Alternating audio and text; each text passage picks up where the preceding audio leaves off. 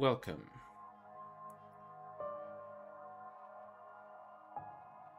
In a rather warm summer night,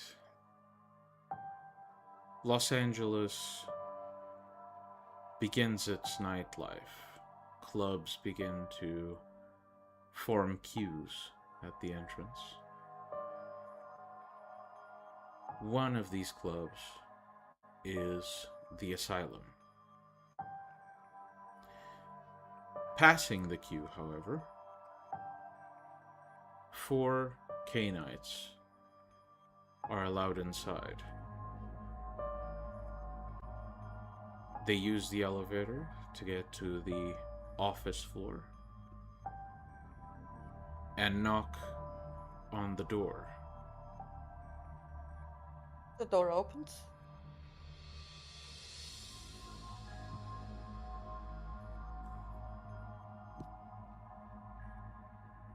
Iris is Iris would actually have brought probably Margot around. Mm-hmm.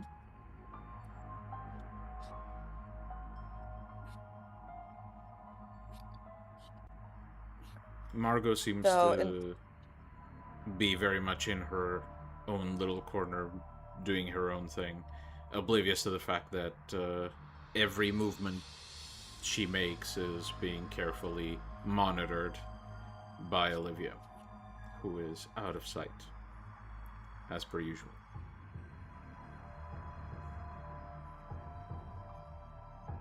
Well then, where are the prodigal sons?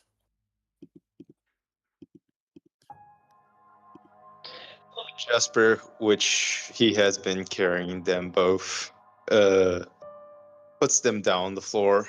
Marcus staked, and also Leo staked. The only difference between them is Leo doesn't have any limbs. I assume then Jasper used some backdoor entrance. Of course. It's LA. Like Hell, they probably might it's think LA. it's props, but regardless, it doesn't matter. I would say Jasper would have come through the Shadowlands. Yes, by the way, everyone's there. Backdoors were used in many forums when it comes to Jasper treating these two fellas, so proceed. So, which one do you wish to begin speaking with, Iris? I have deafened them. Let's start with my goals. So Marcus. And Jasper would grab him by the neck, and he would begin to undo Marcus's deafen and sightlessness, and then carefully remove the stake as he still is holding Marcus by the neck. Yeah, the stake, it takes quite a bit of force to pry the stake out of the ribcage. And as a few splinters of bone snap from the ribcage, still being stuck on this wooden shard you jammed into his heart, sort of follow, you pull the stake out, and there's sort of this breathless huff, almost as if he tries to scream but doesn't really have the air in his lungs to do it for a moment. Just send you a quick message, Miguel. Mm-hmm.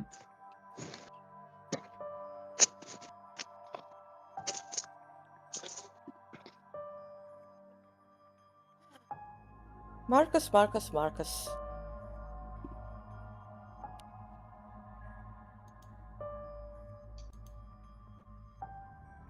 have to roll something for Marcus.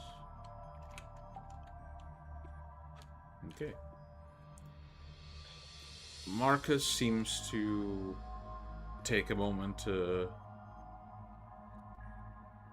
gather himself.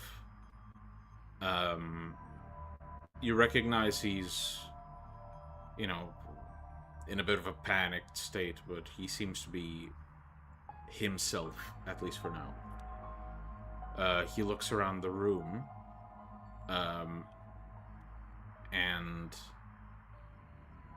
doesn't really respond to what you say for now. He should be still fully bloodbound to me, though. I didn't say he isn't. But blood bonds can also change to hate. It remains loyal, but it's hatred. It can be. Emotions get to an extreme. But yes. Jasper would say to Marcus, I have given you back your sight and your hearing. Just so you know, don't try anything. I'm holding you by the neck.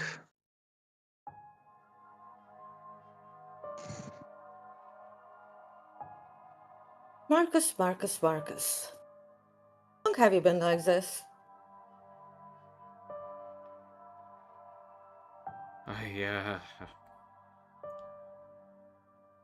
Not long. It,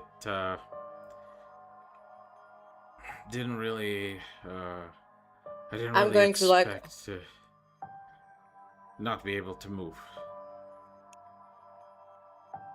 By the way, I'm going to use, telepathy also.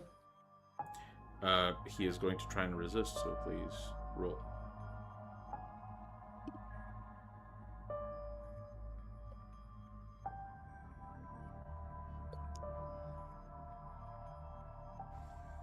By the way, I have -1 difficulty, whatever he has.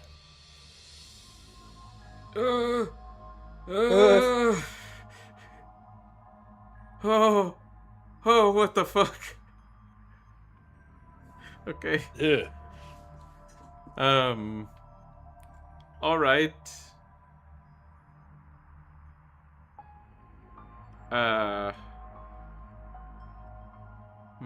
How do I rule this? Suppose. Okay. So you managed to get surface thoughts.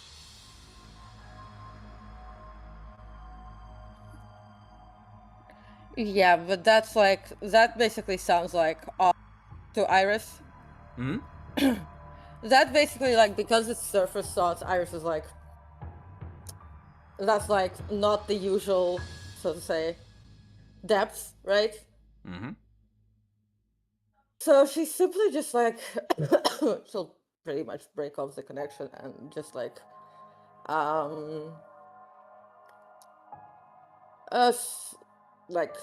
she probably knows where Olivia is in the room because of her, spirit side. Mm-hmm. Because that allows her to know, so she can basically just... no, because otherwise Olivia is visible to everybody else. Because obfuscate breaks when anyone's aware of the person.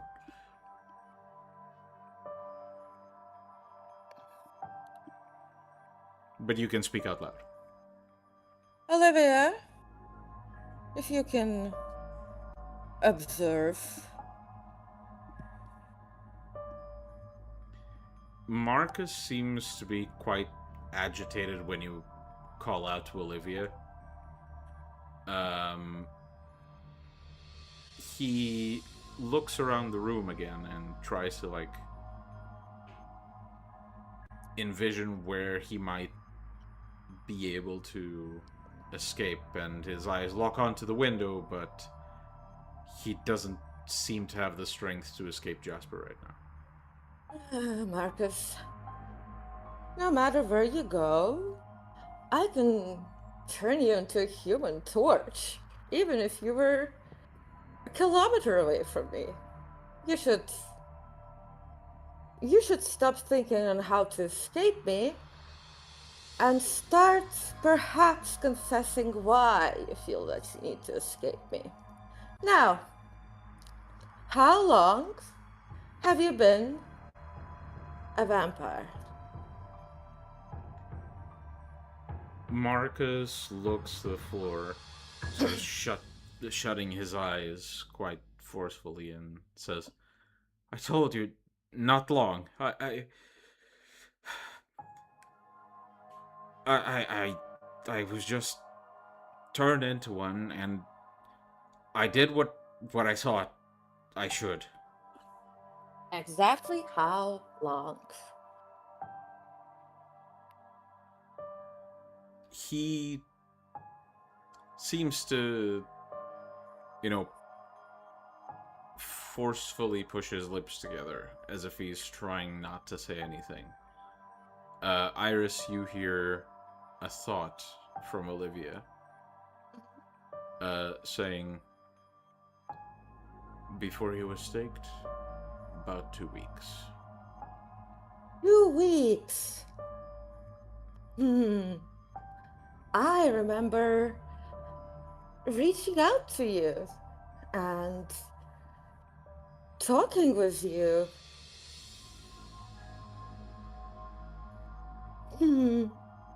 You must have been you must have willed your blood to simulate a heartbeat and warmth all the time, never knowing quite well when I choose to extend my senses to you, didn't you?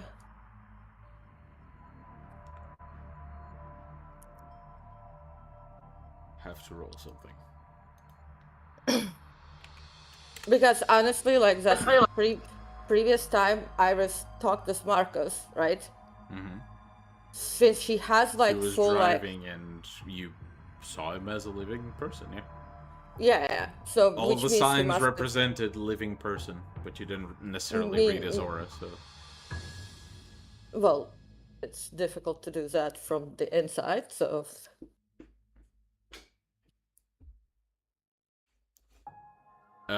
He seems to almost instinctively take a few breaths, as if he's starting to hyperventilate, but they're unnecessary breaths, this, and he seems to sort of keep hold of himself, but it's clear that he's the panic's slowly starting to take hold.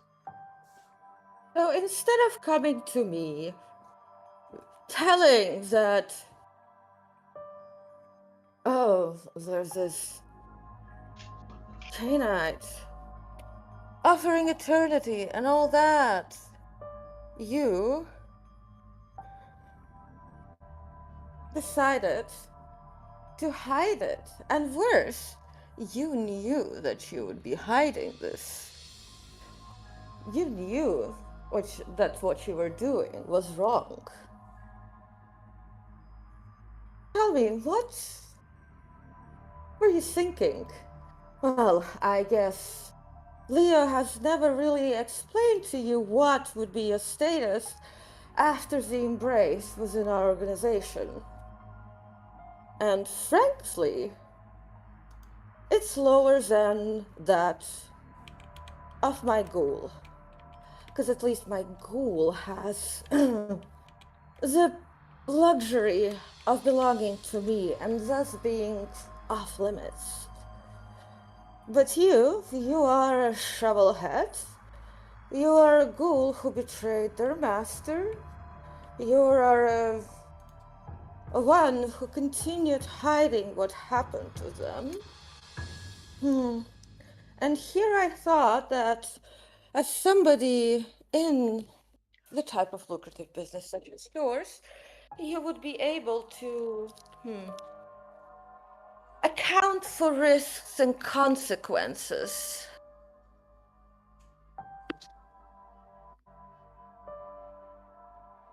Now,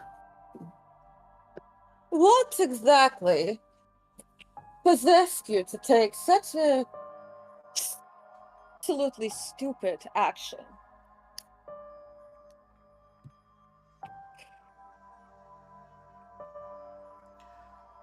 Marcus seems to His voice is shaking. I'm not a good enough voice actor to mimic it, but his voice is shaking, almost as if he's on the verge of tears, and he just screams in the room like, I just did what he wanted me to do. I didn't have a choice.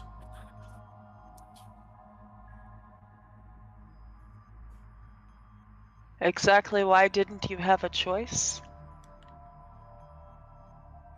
He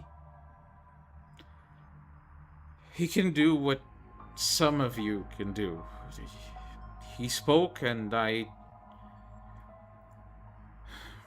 just did. So you were dominated.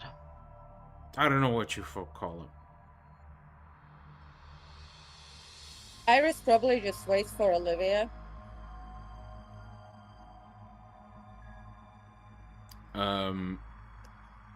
You get...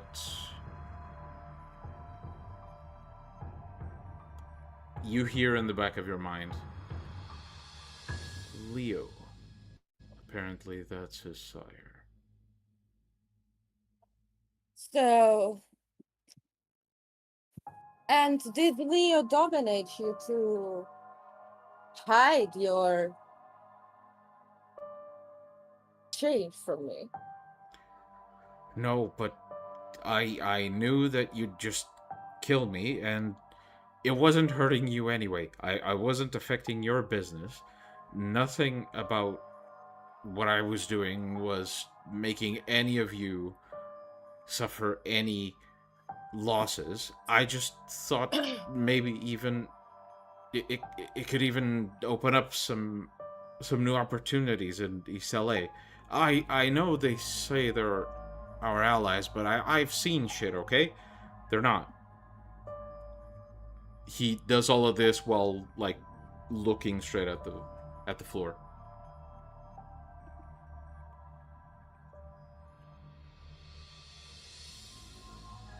Iris looks to Jack. Is he lying? Is it him? Nope. At least he doesn't believe he is. Yeah. I believe Iris is at this point, she knows that, like, I can distinguish, like, subjective lies. Entirely up to you guys. Iris knows. So, nonetheless, you knew well that you were lying to me. Your superior. You were directly going against my orders about not interfering in East LA, which caused me some trouble. Tell me, did you inform Leo of the scope of my abilities? No, he didn't ask.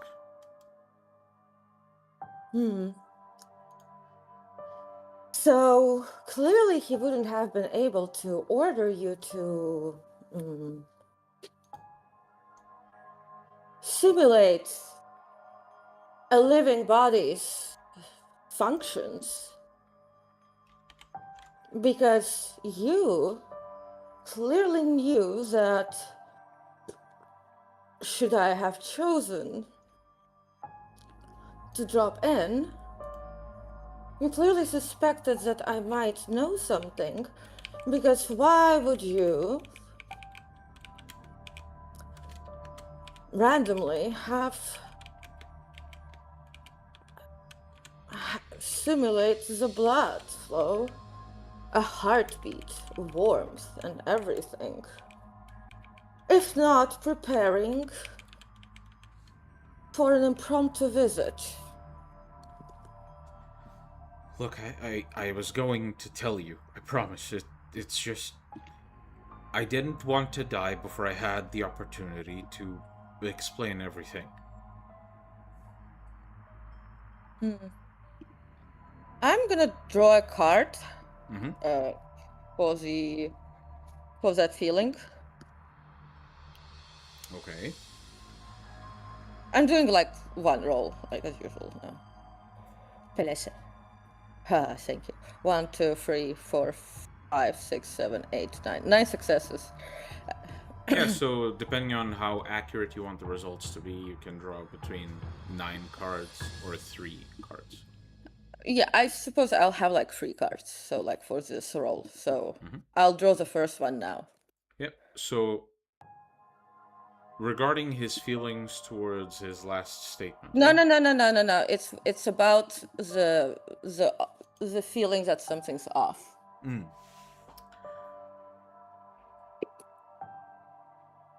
Something absolutely just happened, and it was very targeted, but it's impossible to say what it was.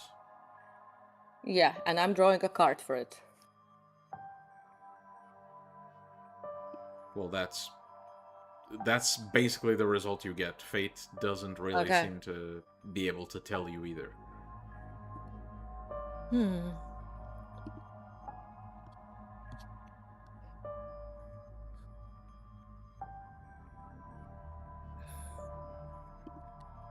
You have 2 more cards with high accuracy.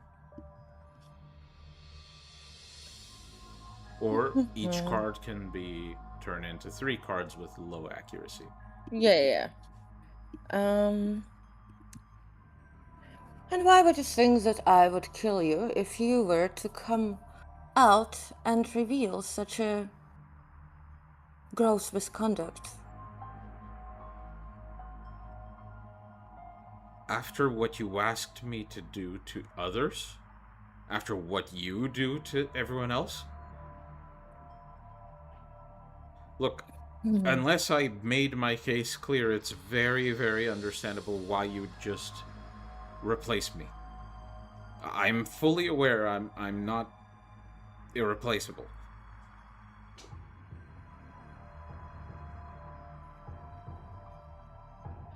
Yes, and why would I exactly replace someone if they're loyal, if they find a way to warn me, inform me about things going behind my back, despite any dominate and so on?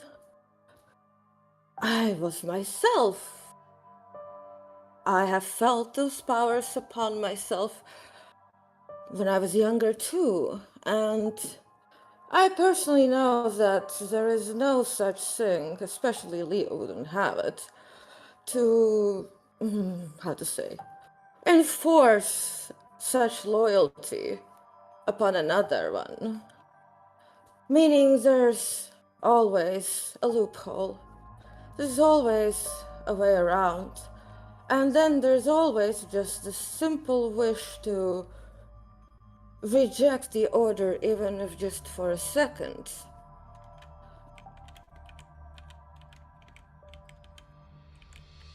Meaning, I somehow am wondering whether Leah would even have even a shadow of the capabilities that Jack might have with such powers.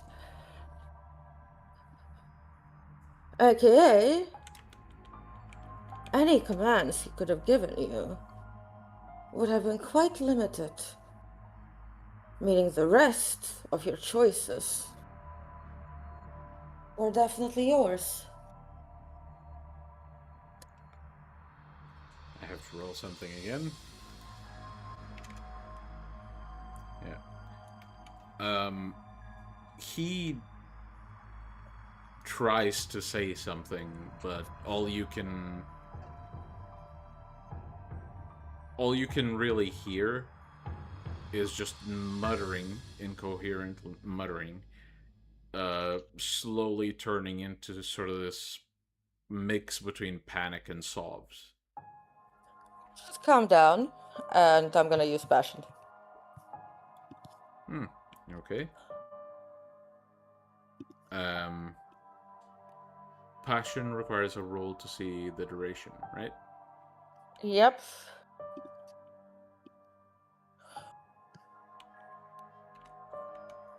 Pelese. Oof. What's his rating? Humanity? Probably not high. Huge. It's okay, but it's not huge. Yeah, that's 1 success.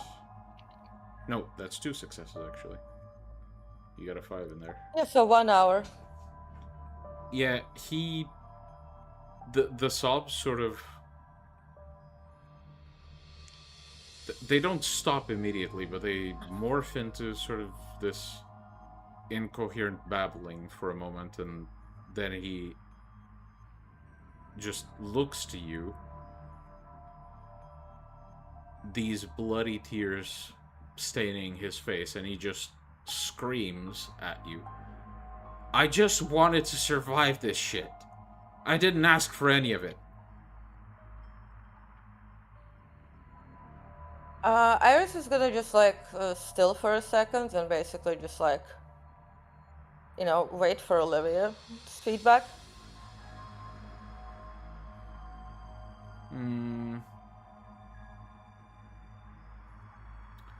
Olivia wouldn't tell you anything, which generally tells you, you know, what you're getting is what you're getting. Okay. Okay. Now, go on, walk me through how Leo reached out to you, what happened in the 2 weeks, what you were up to. Walk me through it.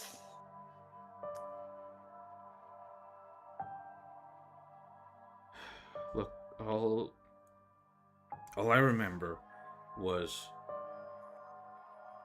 getting a deal that was pretty profitable. The equipment you asked for, the weapons, they were hard to come by, so I had to get creative. I got a contact outside of LA, but negotiations were stalling. I arranged for a meeting. It happened in East LA. I went there. Next thing I know, my crew is gone. They weren't dead, they just went back without me, for some reason. And I wake up in some dingy-ass building without feeling my pulse. Apparently, I didn't stop. I'm not what you are, but I'm not that far off. So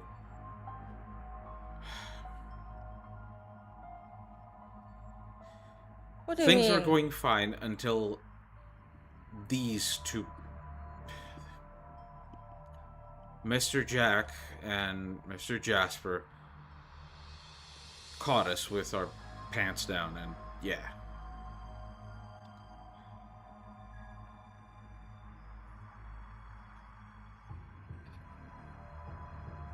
I would say there's a little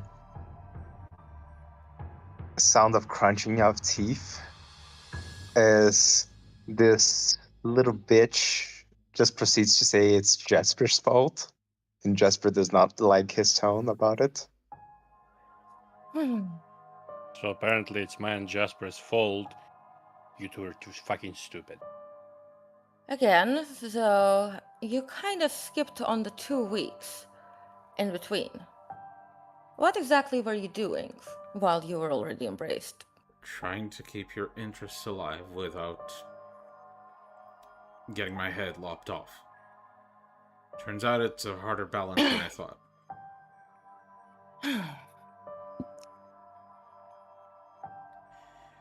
Look, all Leo told me is that we needed to deal with strike a few names from a list, if you catch my drift.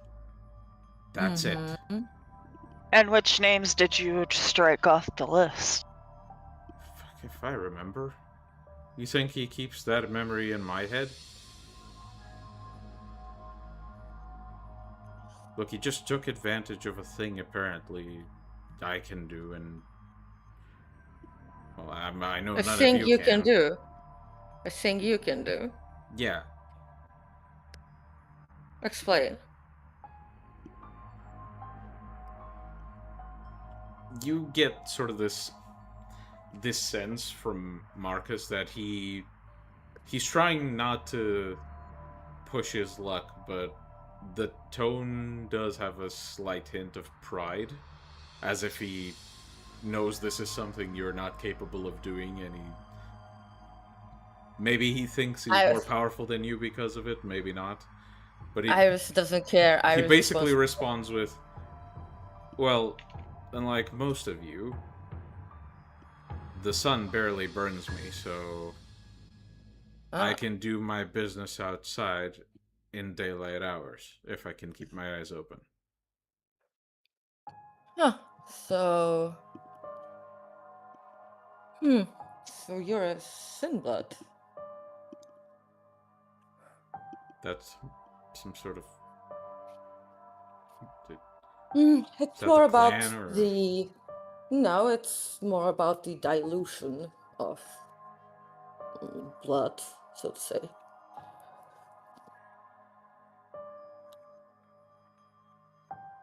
So you're saying Leo embraced you? Yeah. Jack, do you know who embraced Leo? Not to my knowledge. I see.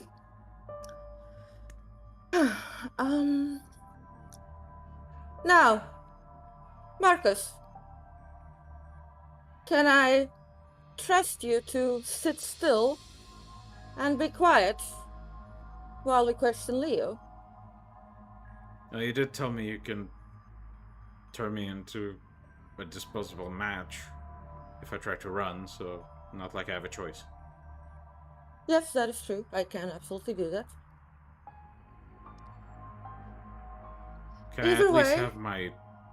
Well, can I at least have a seat? You may sit over there, and Iris points towards the area where Margot is seated. Now, I'll take this intermission while Marcus is being moved to remind the pack that in the eyes of the Sabbat, your personal opinions on the matter may vary, but in the eyes of the sect, thin bloods are a sign of the apocalypse, and usually are not necessarily considered harbingers, but the less of them, the better. Entirely up to the individual how they want to interpret that. Looks at you in Azako. You don't look at me, I'm gone. Like, yeah, if those motherfuckers harbingers, we are the fucking door.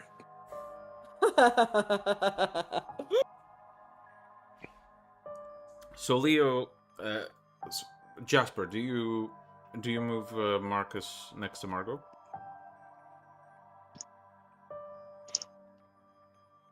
Yeah, I will move Marcus next to Margot, and what I'll also give him back his other senses. Yeah, it takes a bit for him to. It takes a while to finish that process, and it's not an easy one. He definitely doesn't enjoy the experience, but it's not like he has a choice. And the entire time, Margot gives him a side eye, and he seems pretty nervous. By the way, Iris is just going to basically just like, with the way of tech, just basically, way of spirit is active. She's just going to use like a first dot to just like trigger a text on Margot's phone that basically keep an eye on him. As in like that he doesn't try anything funny. You don't see any difference in Margot's behavior. Meanwhile, Leo is on the floor, still staked. Then, now, let's go to our main culprit. Jack. Yeah. Yep. Have you by any chance determined anything about his sire, his age, etc.? No, he's been at Jasper's this whole time. Very well. No, I did do what you asked, though it took way too much of my time. Jesper says as he nonchalantly and appreciate it. without much care lifts him up. Miguel, Starts. question. Miguel, question. Hmm. Does Iris and Olivia get the ick? No, not yet. Okay. Jasper, finish your action, please. As Jesper nonchalantly gives him back his sight and his hearing and removes the stake as quickly as possible Okay. to well, make this quick. Can everybody roll perception awareness, please?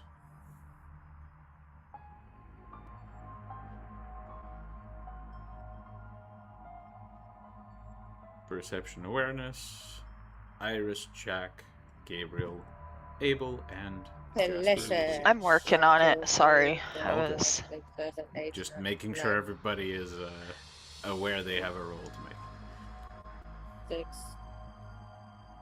8. I doubt Jesus. tactical would successes. work. 8. I believe 8 successes, yeah.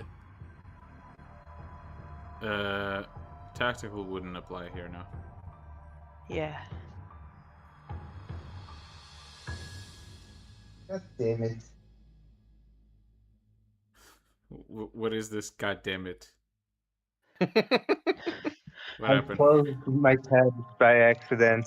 Do you want me to roll for you? No, give me a second. I will roll this time. I can roll for you. I don't mind. He's not gonna use the Me power and of my Telecet famous for you. luck.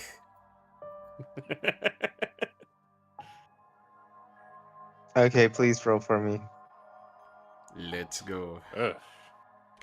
You better pray to Telecet twice. It's Please, not that Pelissa, bad. please, It's not that Pelissa. bad. Okay, I think everybody feels this.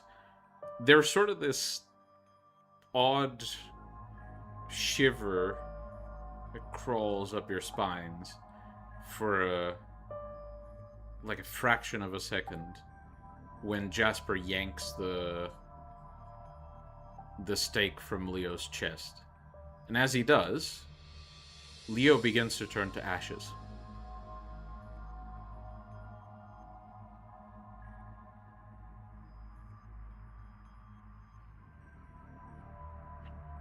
Well.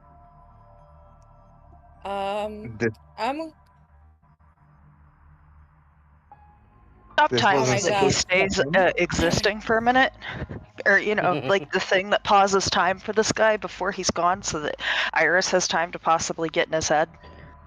Repeat, please, the first part. Stop the time for the corpse. Yeah. You may Yeah. You may roll your. Is that a specific power existing in Temporis? Yeah. Yeah. Yeah. Roll for it. Yeah. Last Yeah. moment, I believe. And let's see if you can manage it.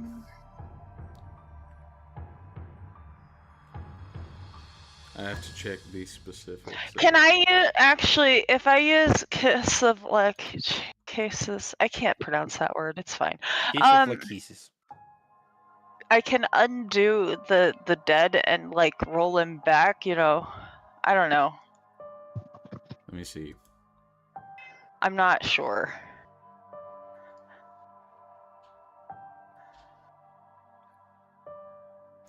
Yeah, that reverts aging, but you can't really take a dead corpse and turn it into.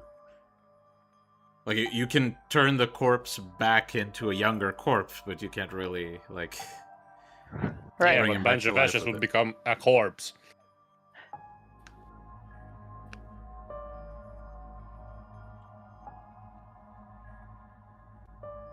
Alright, so leaden movement.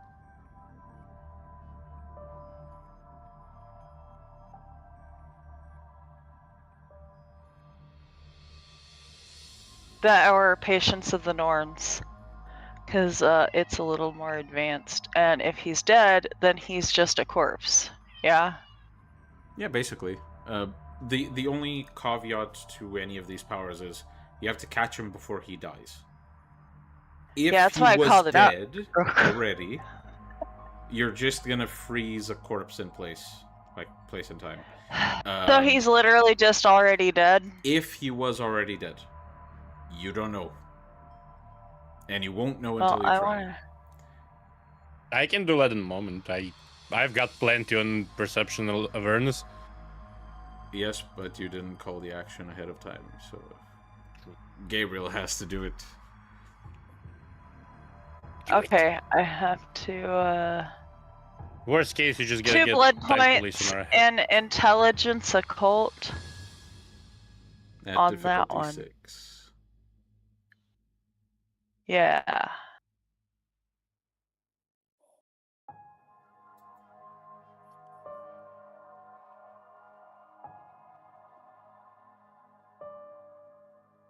Okay.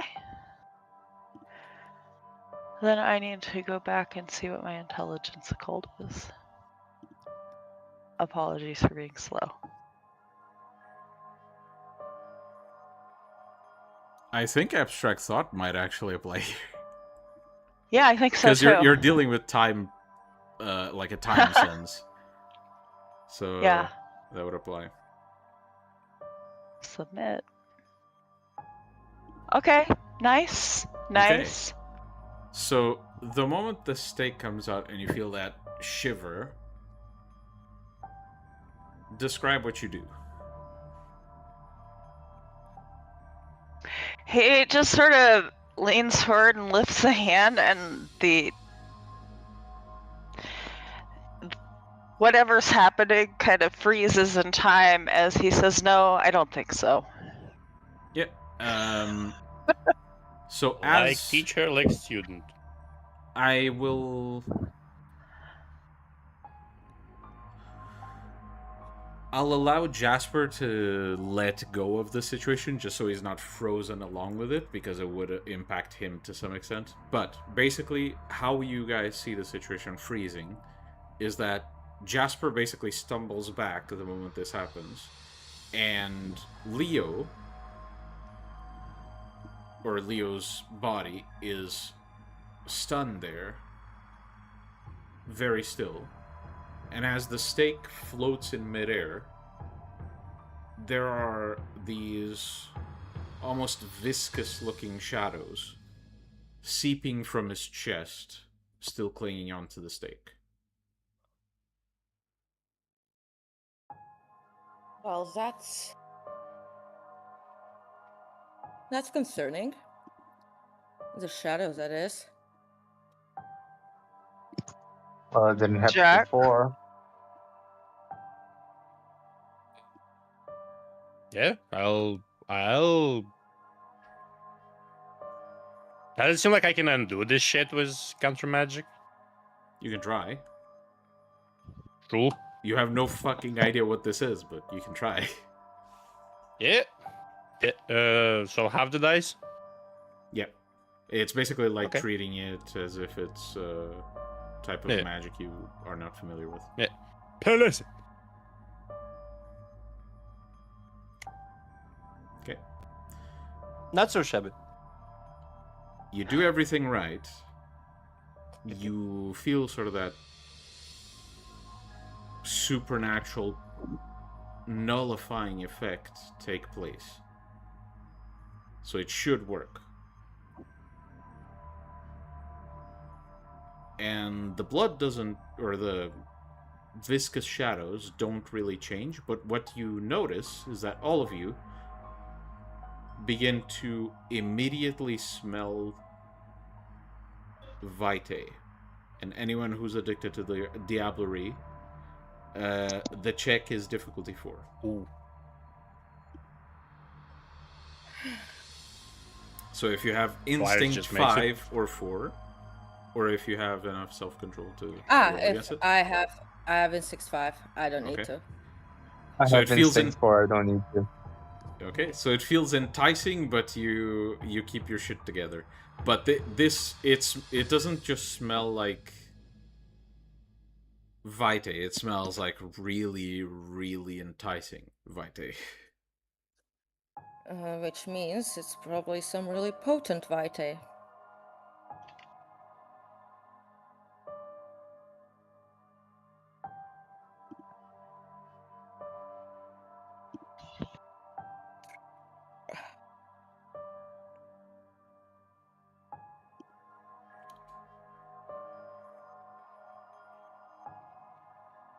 I don't really recall something like that. What is counter magic? There's like a subconscious understanding of what you know and what you don't. Mm-hmm. This. Yeah, I'm telling that to the characters like a character. Sorry, proceed.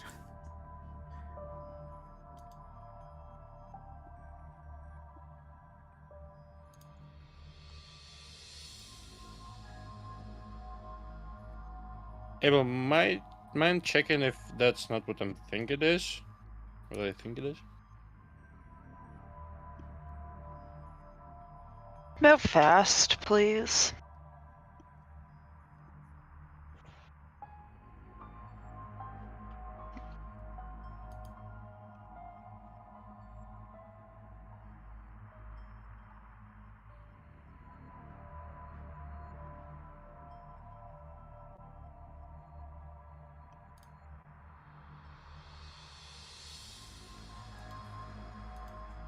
Able.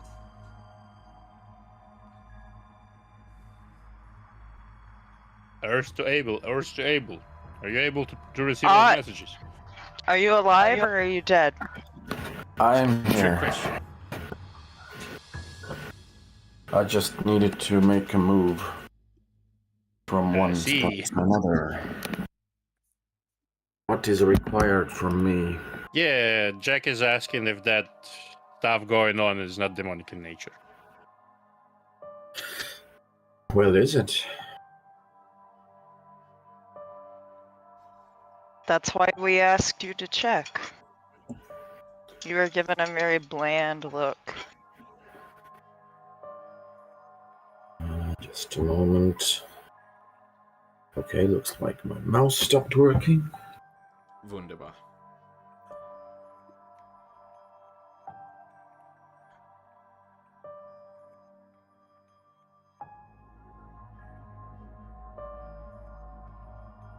So to be New specific, batteries, quickly. Right.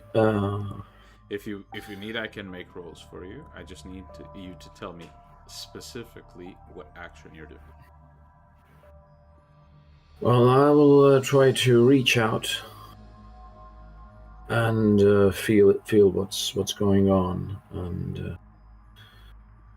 try to get a whiff of anything sulfury. I think you're familiar enough with it by now, especially given the path you're on, to be fairly confident this has nothing to do with anything from down under, I suppose. Oi! The Australians are not present here. We're fine. They's the demons. It's not the kangaroos. I see.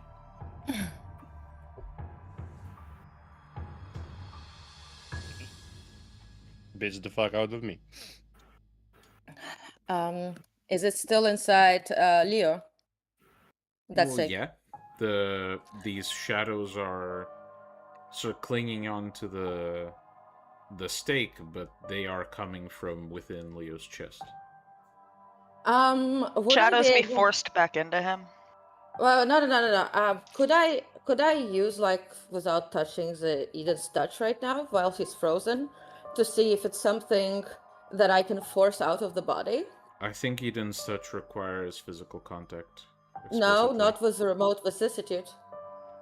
Has he been affected by your dementation before? That doesn't matter. It's remote vicissitude, the one that I got from potentiation. It's a will over form. Oh, that one. Yeah. Well, I suppose you can try. Yeah, I mean, I'd first basically just like I wouldn't want to touch it because we've had already Jack with La Sombra, like Big La Sombra and stuff, so not touching it, it's more sensible, you know? So essentially I'd basically extend my senses.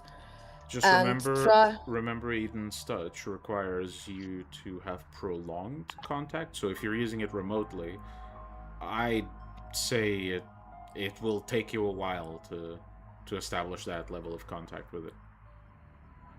It's actually, I just spend a willpower and it uses the same. Is it? I remember us discussing that you needed like prolonged contact to. No, I meant for the remote vicissitude power. Well, yes, to use remote vicissitude, but to use remote vicissitude as Eden's touch, it has the restrictions of Eden's touch. You don't necessarily need to make contact with it, but it will take you basically just as long to establish that, connection, so you can actually change it. Otherwise, you could just use Eden's touch wherever you want, at any time, without ever being detected. Yeah. Without suffering the downside of Eden's touch. Yeah. So here's the thing: it's not really because you have like a simple modifications like removing tattoos, etc. Like removing tattoos is essentially, pushing out the colors, right? Which are much more smaller, right? While here, essentially, I'm just going to feel whether this is, whether this is basically some physical substance, right? Because it smells like Vitae, right? As in separate from Leo. And if it is, I'm just going to basically do the same thing as if it's a tattoo, just like push it out of the body. Hold on, I'm just checking if I'm thinking of the same power you are.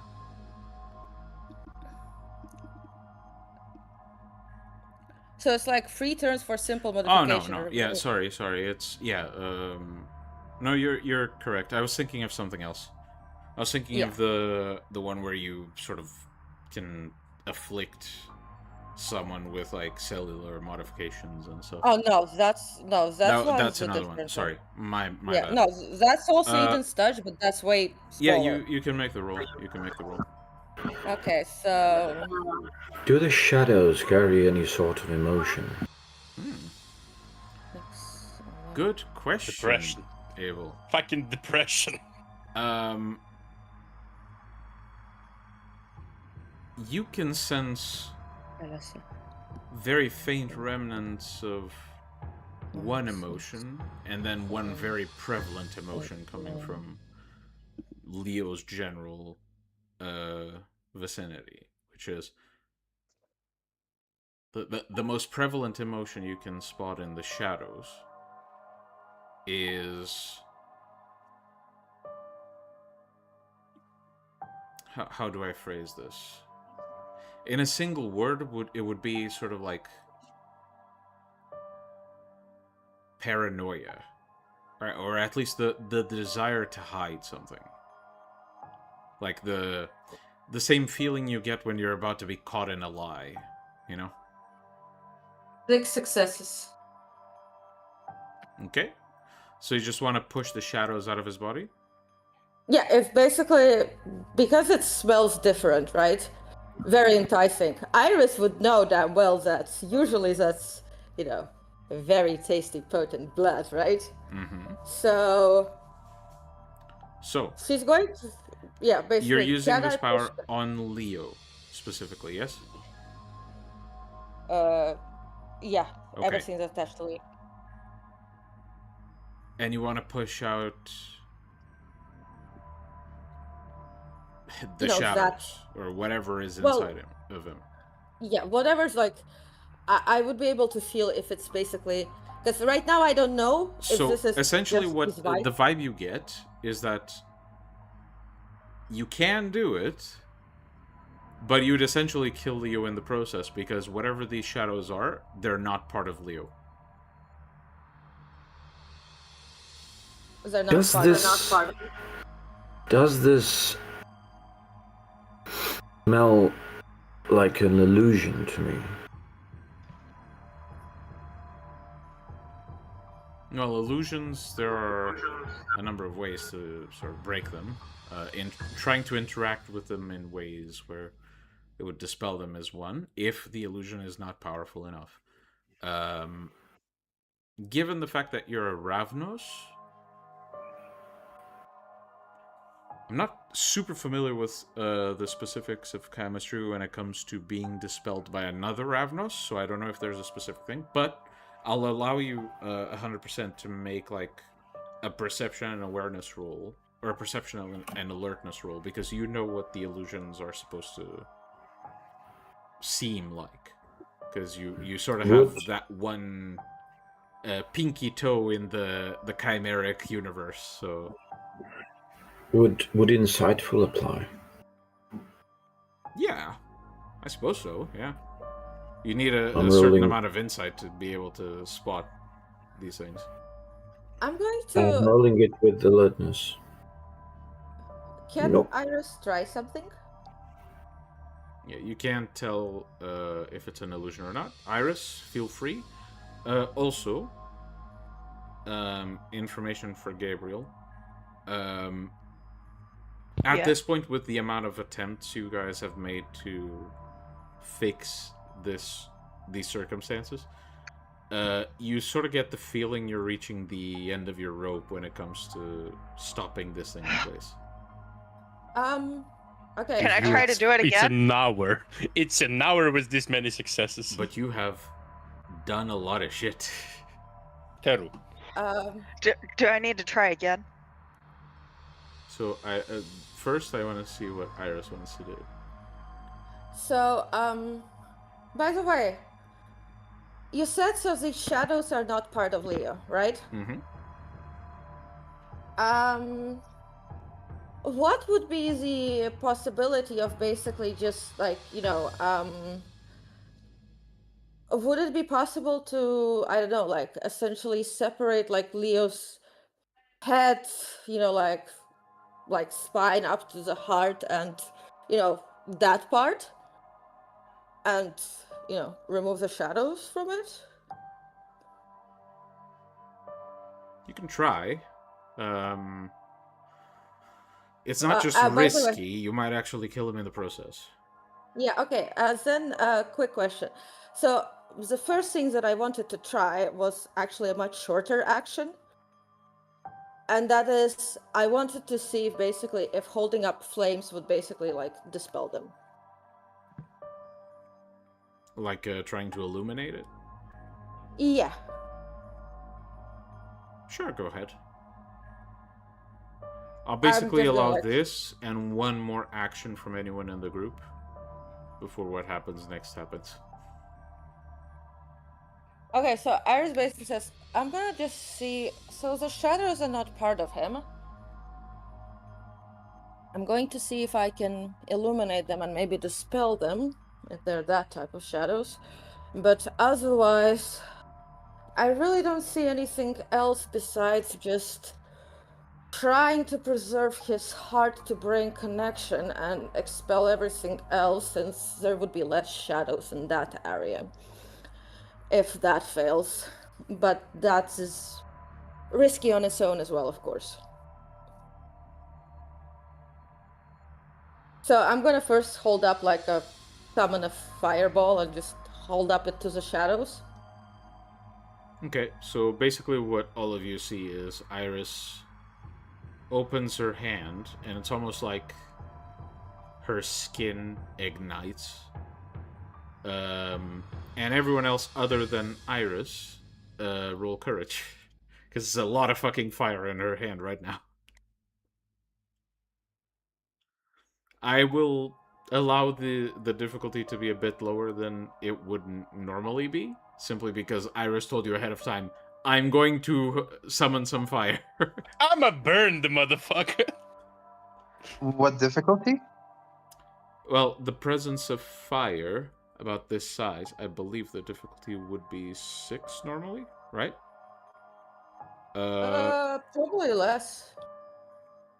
Well, of this size, in a Yeah, small, but like, it's not. confined room, I'd say it's a 6, but like you warn them It ahead of isn't- time, so I'll say a 5. Plus, it's controlled fire. It's not like Still, it's a big hand of fire in a closed room. So I'll I say have way I'll of say fire. 5. Do I have to roll then? No. I mean, you don't have to roll anything because you... Wait, no, it's a courage roll. I mean, so... why didn't somebody try some Lissombra bullshit to make the shadows stop? Well, you have this and one more attempt. You can make that attempt a little Sombra bullshit. Yes, Yeah. please, guys, be smart. No. We don't do this here. Jasper, Anyway. you if the difficulty is 6, you lower it by your way of fire rating. Mm-hmm. Yeah, which is 5. Yeah, and it's a -1, so you don't have to roll at all because your difficulty would be... Well, difficulty goes to a minimum of 2, so I guess still roll, but the difficulty for you is 2. For vampires, either 2, like, because for mages it's always 3 for some reason. Because they're humans. Glass cannons.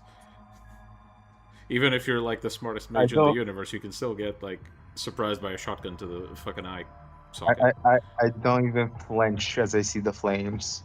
Yeah. Actually, a courage roll for the fire thing for a Khaldun can go below 2. Oh, it can? So, yeah, it doesn't Yeah, matter anyway.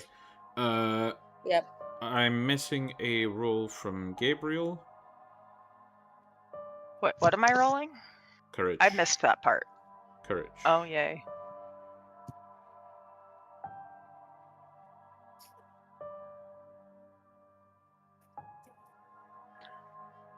Well, at least I have invested in that a little bit. No, I tried to delete that one. I'm not trying to roll 14 dice, you bitch. The highest courage pool in the universe. Balls the size of a fucking car. Balls made the of size tungsten. of canes. My man's Nah, legs have that's atrophied. not He a uses lot. the balls to walk. I almost spit my coffee out onto my computer screen. Stop it. Careful. Careful. Okay. Please. Given so in virtues, 10s and 1s don't apply, correct? Yeah.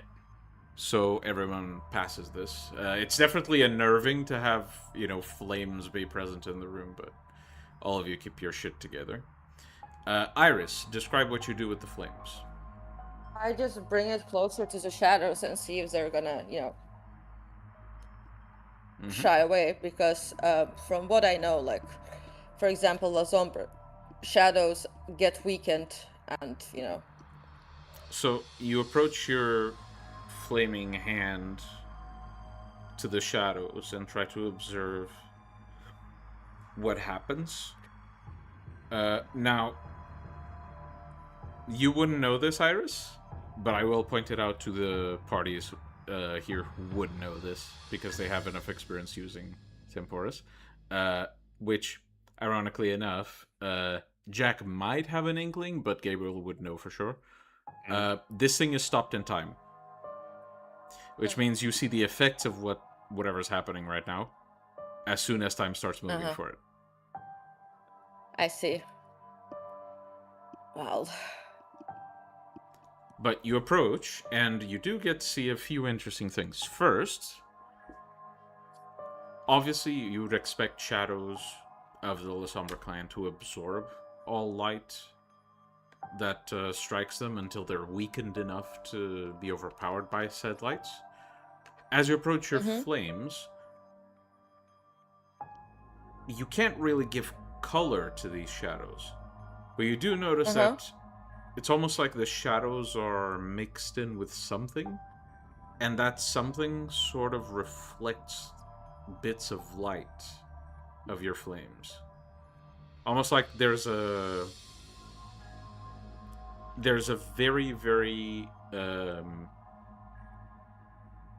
like a very dark liquid mixed in with the shadows, that barely reflect your fire. Okay, well,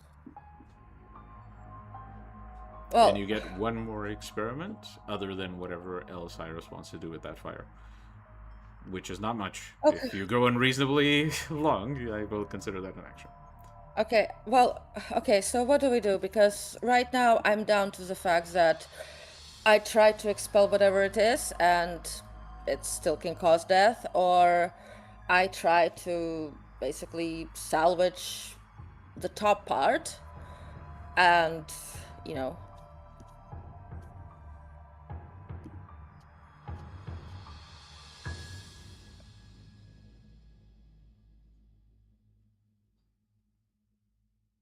And I'm not And? sure how well. I try to salvage the top part and expel less of the black matter, but I'm not sure how much damage Leo suffered, which means I'm not sure how much. More he can suffer. Yes.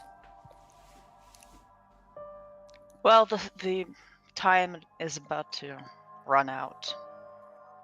Well, public vote, quickly.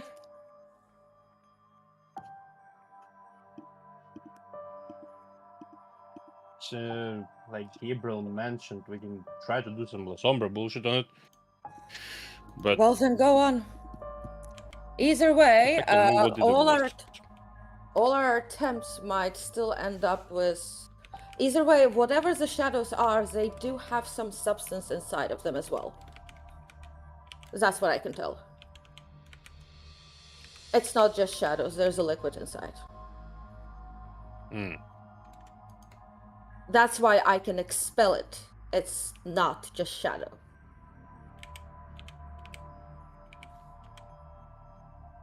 Right, Jack, do you have any ideas, or should I proceed to try and expel this liquid? I have no idea, to be honest. Okay, I'm probably gonna ask Olivia to help out with this. Okay. And just communicate to her what I'm gonna do. Mentally. Alright. Okay, do I roll? I mean, to communicate mentally, no? No, I say it out loud to Olivia that I'd like her help. Okay. Yeah. Olivia mentally, seems to still be around you. It's just people started noticing their presence now. Basically, I'm just gonna roll with it, like roll the expelling thing, and I'm just asking Olivia to help me with basically expelling the fluid. Okay. Pelese. 1, 2, 3, 4, 5, 6, 7, 8, 9. 6 successes on my end. You can add...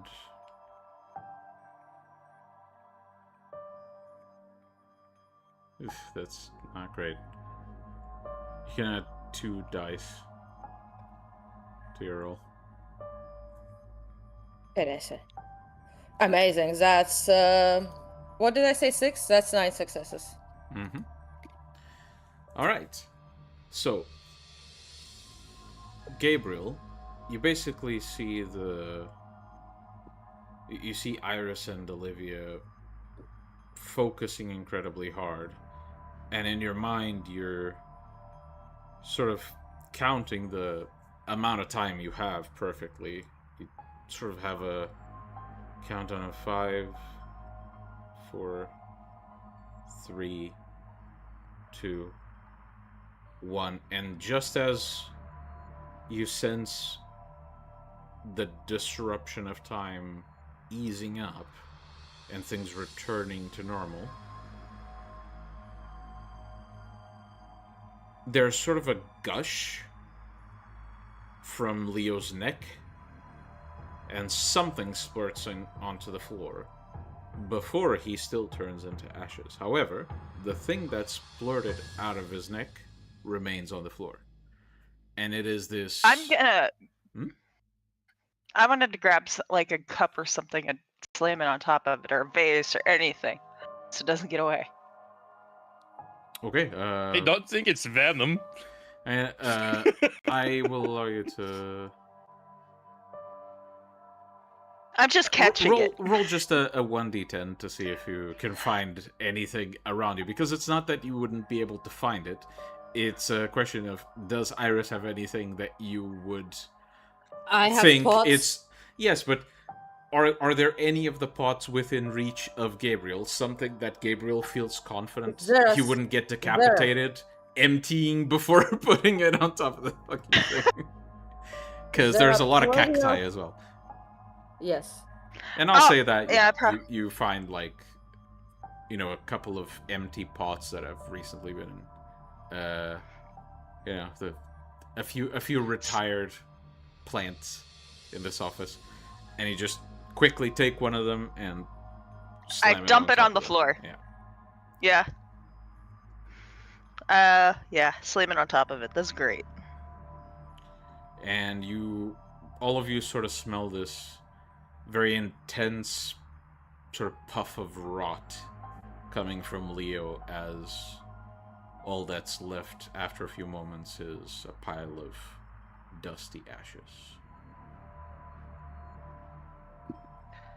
If someone could find something more permanent to put this thing in for you to examine, Iris, I would appreciate that. Iris just looks to like a cupboard, walks over, and takes out this sort of like glass bottle of some sort, right? Is it a compartment that has a lid? Yeah, it's like a glass bottle like that you can close on Yeah. top. Like that. And you... Don't ask me why I have the props. Gabriel, I assume you're still holding the thing on top of the liquid that's spurted out.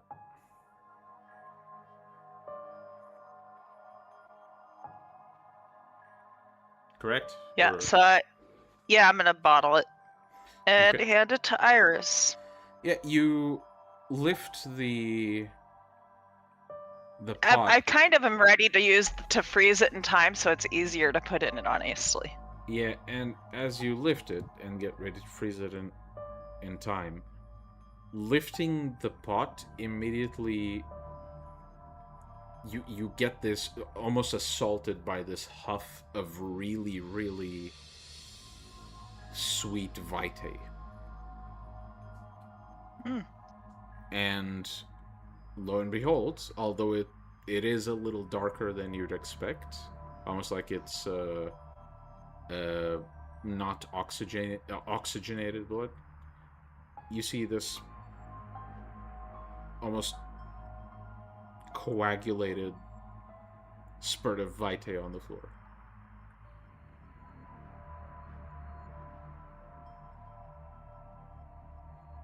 Well, we're gonna, if it's not like try to do anything, we're just gonna bottle it and give it to Iris. Iris actually hands it to Jack since he's the resident blood expert. Yeah, but Iris is his boss, so. The chain of command, I suppose. Yes, Well, exactly. Iris first probably looks to Olivia and, like, you know, basically just like whether, you know, telepathically just asking her if she wants to, you know, research it, or should it be handed to Jack. Olivia says out loud, I have more important research to do. All I right, think Jack. leaving designation and studies to someone who already has the expertise to know this Yeah, would be better than wasting my time on it. Jack, Hmm. please look into whatever the hell it is and make sure it doesn't get out.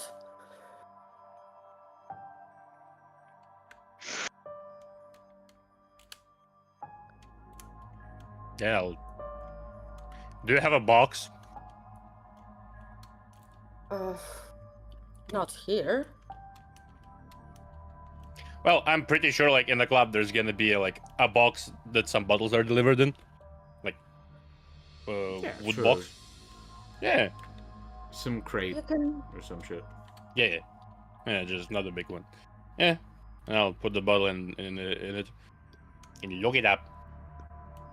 Mine. Look into what But the I'm not hell it trusting is. myself either. It's clearly sentient. Iris looks towards. By the way, when Leo was brought, how did he physically look? Well, Jasper, would you care to describe Leo's physical state before he became something pile. that needs to be vacuumed? Well, he was dismembered, and if you looked closely enough, you would have noticed that it was very well nicked and picked, like if someone peeled layer per layer out of his arms and legs. Yeah, basically, Iris just looks Now through you like get the ick. basically. Iris just looks. Yeah, I'm not going to be touching anything of those ashes. I don't need to suffer whiplash.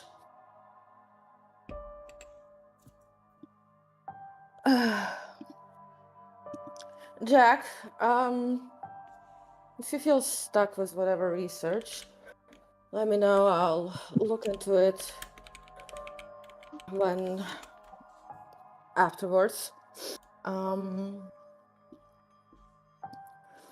Since our witness is dead and from his state, whatever reflections I would have gotten are most likely going to be the last moments of his existence. Not particularly useful.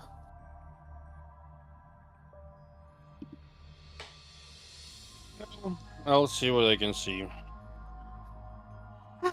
Either way, Marcus.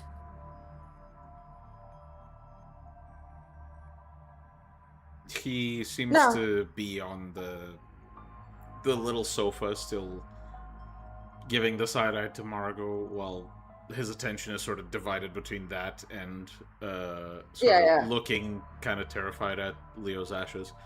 And Margot, once in a while, looks to Marcus and sort of does a little move, and he flinches, and then she goes back to scrolling on her phone. Him. Oh my god! I want to because technically Marcus still has the blood bond on him. I want to quickly just basically check his body for any of that type of stuff. Sure, I won't have you roll for it. You don't find anything that looks like it. Mm-hmm. Right, Marcus. Actually, Jack, I have heard that there are ways for those proficient with Dominate to undo lost memories. They need to be of lower generation, do they not, than the one who did it?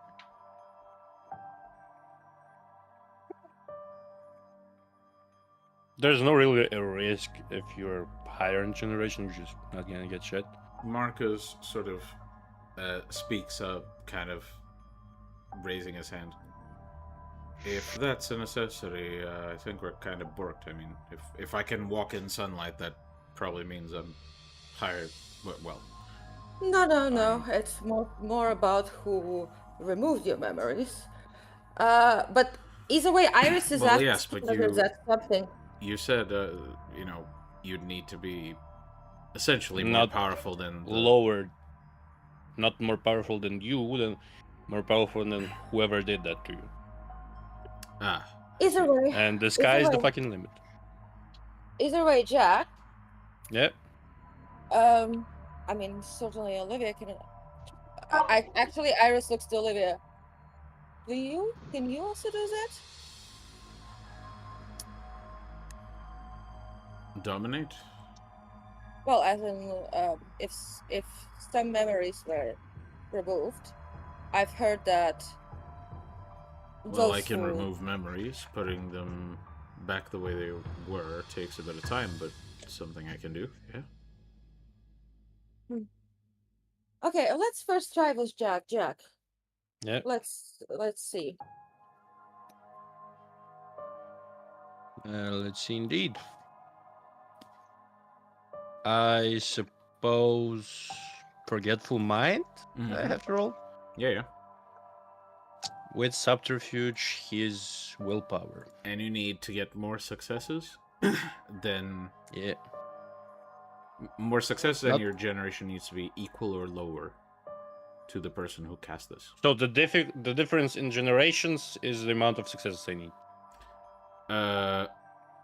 No, it's basically every success you get in the roll removes one success from the guy's original cast, and you need to be generation equal or lower to even be able to do that. Yeah. What generation was Leo? Looky here. He didn't tell us. Plus, the question is whether whatever's that, and Iris points towards the bottle, wasn't the same casting. Indeed. Yeah. Apelese. That is my roll. That is a decent roll on his willpower. Like, difficulty is his willpower. Don't think there's... Yeah, that's... Okay. I'm not even gonna double check, because that kind of clears things well enough. So you look into Leo's eyes, and there's sort of this moment of reflection that Leo has that then turns into shock. And his eyes immediately lock onto Iris. And I won't have people roll for empathy, but you can sort of tell immediately that he's not afraid per se, but self-preservation sort of kicks in, and he starts looking towards the window and towards Iris.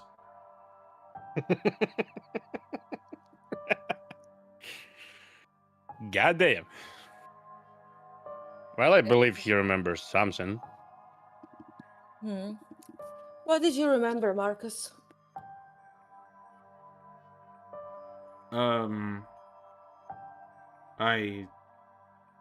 Like I said, I cleared some names off a list.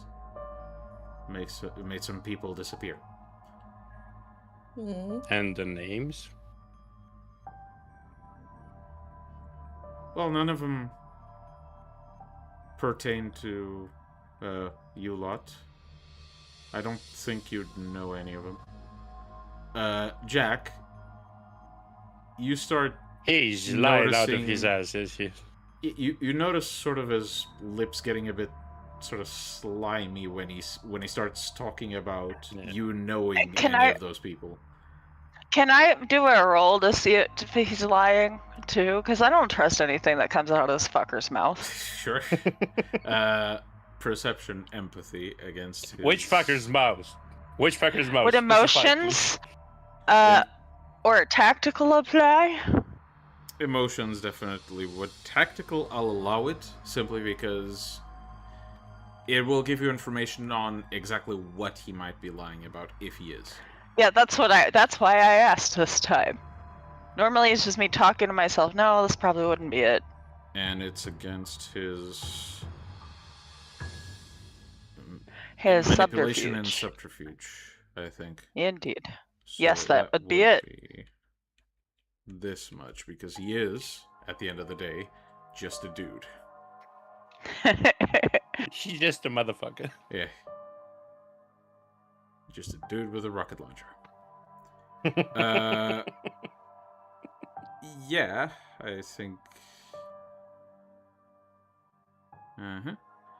He's definitely bullshitting about something. I don't believe him. He's basically saving his own hide, is the vibe you get. Marcus. Right now, your only chances of saving your hide is by being as honest, as truthful as you can. Because Look, lying lying is only going to make me force you to tell the truth, and then you're going to, I don't know, be You given know to how in Margaret courts, next if term? you plead guilty, they give you a bit less of a sentence? Yeah, kind of that. Otherwise, I'm sure you can be a good experiment subject for Margot here. He looks to Margot. Margot's still scrolling on her phone. Then he looks back to you and says, "Look, there was an incident, but he wasn't meant to be one of the targets.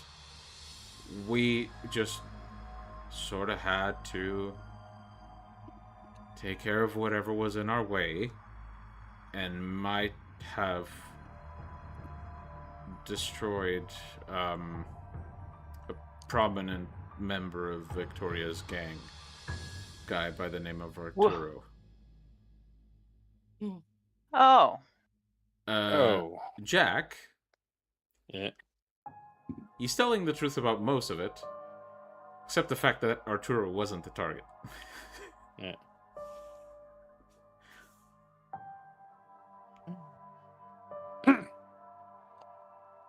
Marcus, I know when you're lying. Do whatever the fuck you want to do, I would know. So, again, save your ass a little. Stop lying. Otherwise, we can have him dominate you to stop lying. And I give him my creepiest smile. Otherwise... to try and intimidate him. Otherwise, I might tell Arturo where to find him. Well, I... You're not true Sabbat, you're not even false Sabbat. True, but I don't think Arturo is much for talking right now. Oh, well then we'll just simply deliver you to his... We could take you to Victoria.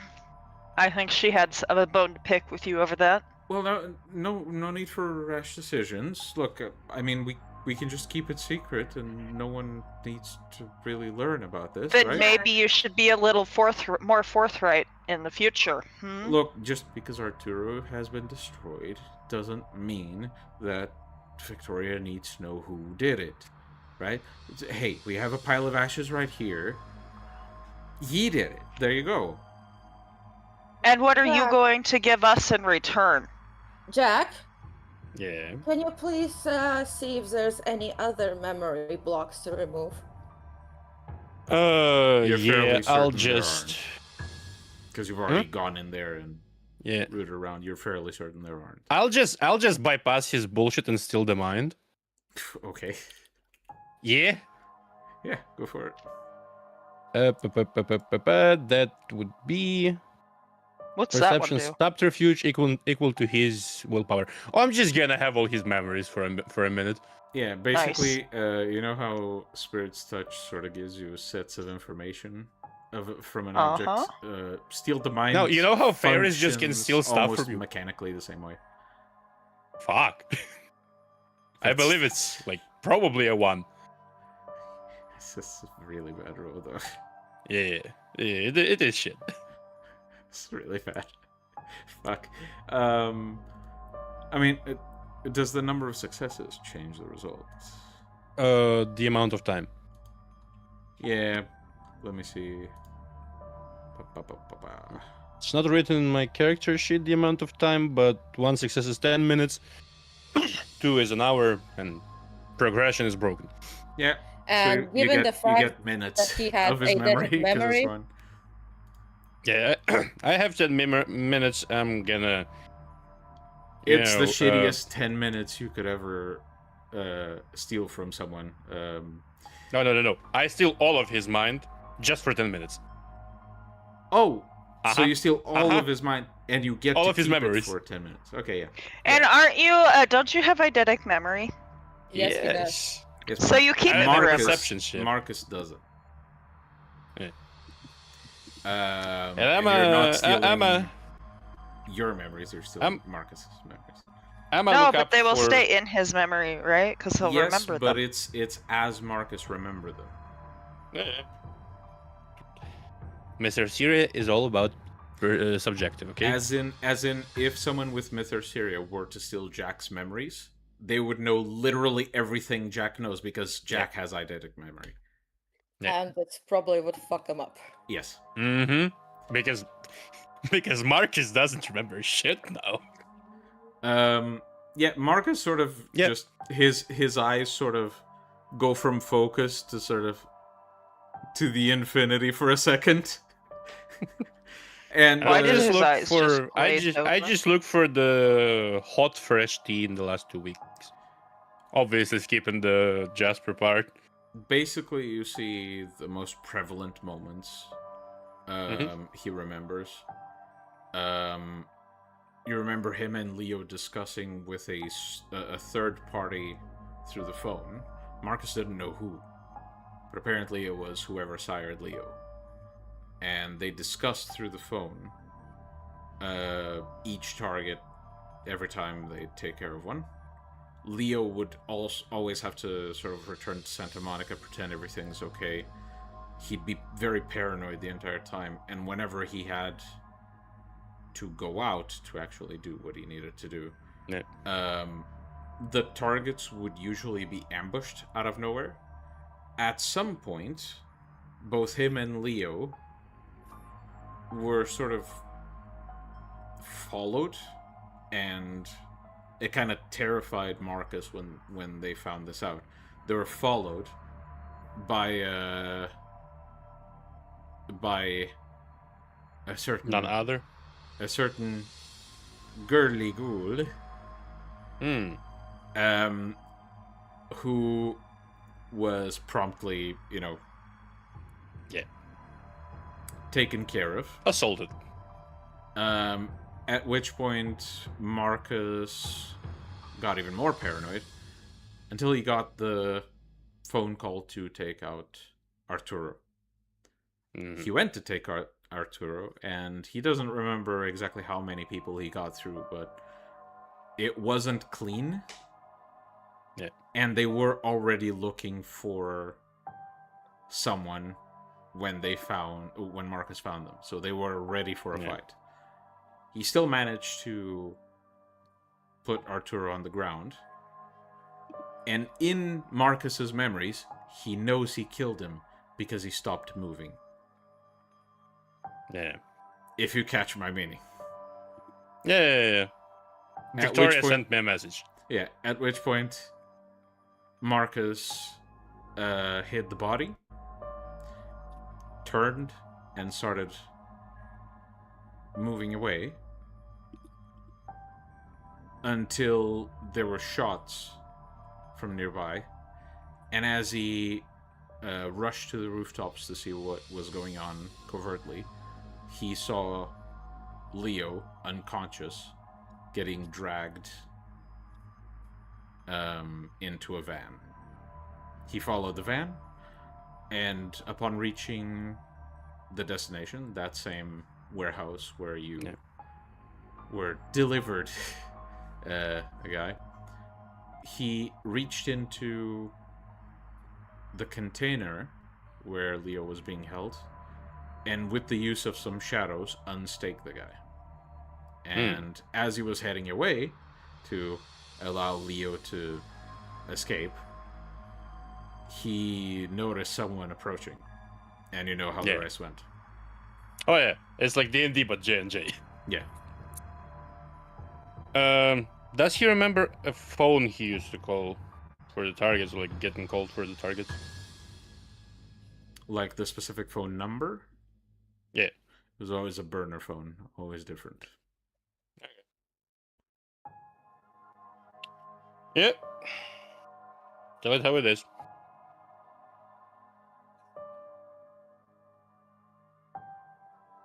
in the process of explaining all of these memories, eventually the 10 minutes pass and Marcus just sort of blinks a few times and doesn't even notice what just happened. Sort of kind of fixes the timeline in his head. Yeah.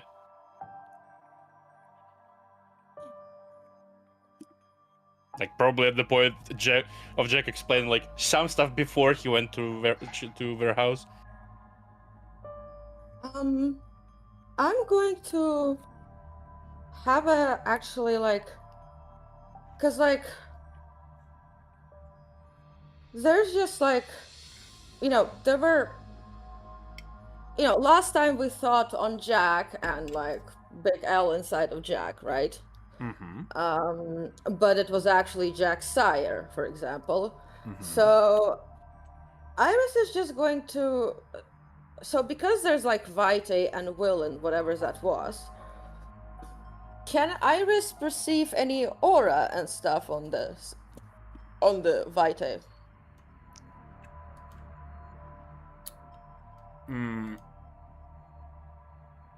In what sense? What kind of aura are you trying to... Well, are you trying to see the aura in the bottled Vitae? Yeah. Yeah, that would only work on the individual, and you try to see, and you don't see an aura at all. Okay. Oh well. By the way, what's the nun doing right now? You want to have a look? I can. Assuming she's she's Santa at the Monica. church, you have a look. It seems she's doing her nightly routine. It also seems that she embraced a few others, because you do see her sort of giving very clear instructions that you would give a bunch of shovelheads to sort of teach them how things work until they become, true Sabbat. Can I just like see what's her like basically like try and see what's her emotional like state? First, like Frustrated, mostly. Yeah, but frustrated dealing with like young vampires and frustrated because something fucked up is different. Yeah, but seeing the emotion just tells you she's frustrated. Doesn't tell you what she's frustrated about. Okay.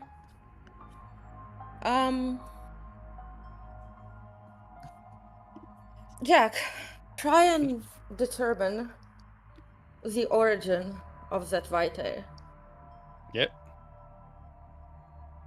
I'm also gonna keep an eye out on another La Sombra, who could potentially be. Otherwise, Iris takes out...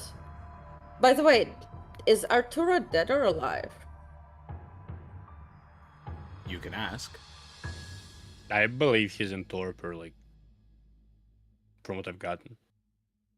Okay, well, basically just like Iris texts Victoria that she has a, how'd you say? Perpetrator. Well, she has one of the culprits, but not the, linchpin. And that she's welcome to come to Asylum. You get a response almost immediately, just saying, "On my way."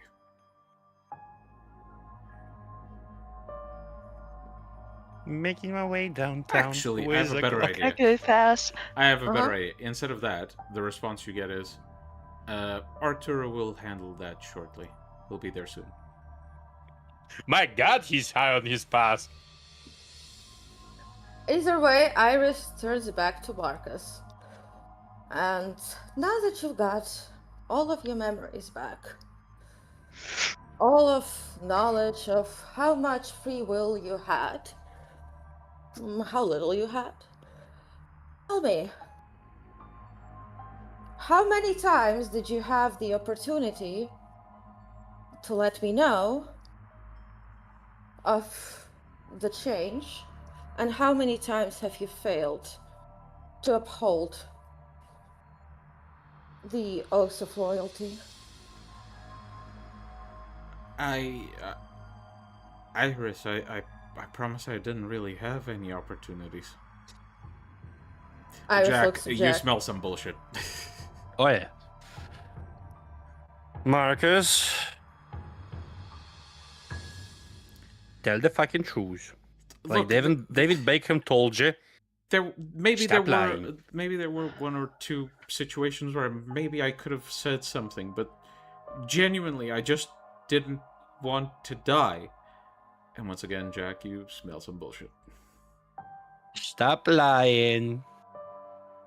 Tell me, were you just simply tempted by immortality?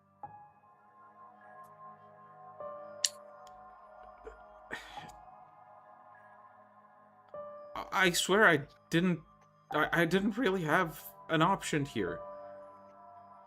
I didn't have the chances to. You'd have just killed me.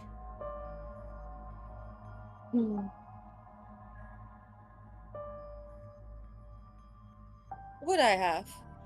If despite the dominate, despite the powerful entities using you as a pawn, yet despite all that, you would have, I don't know, used the opportunity when I last checked in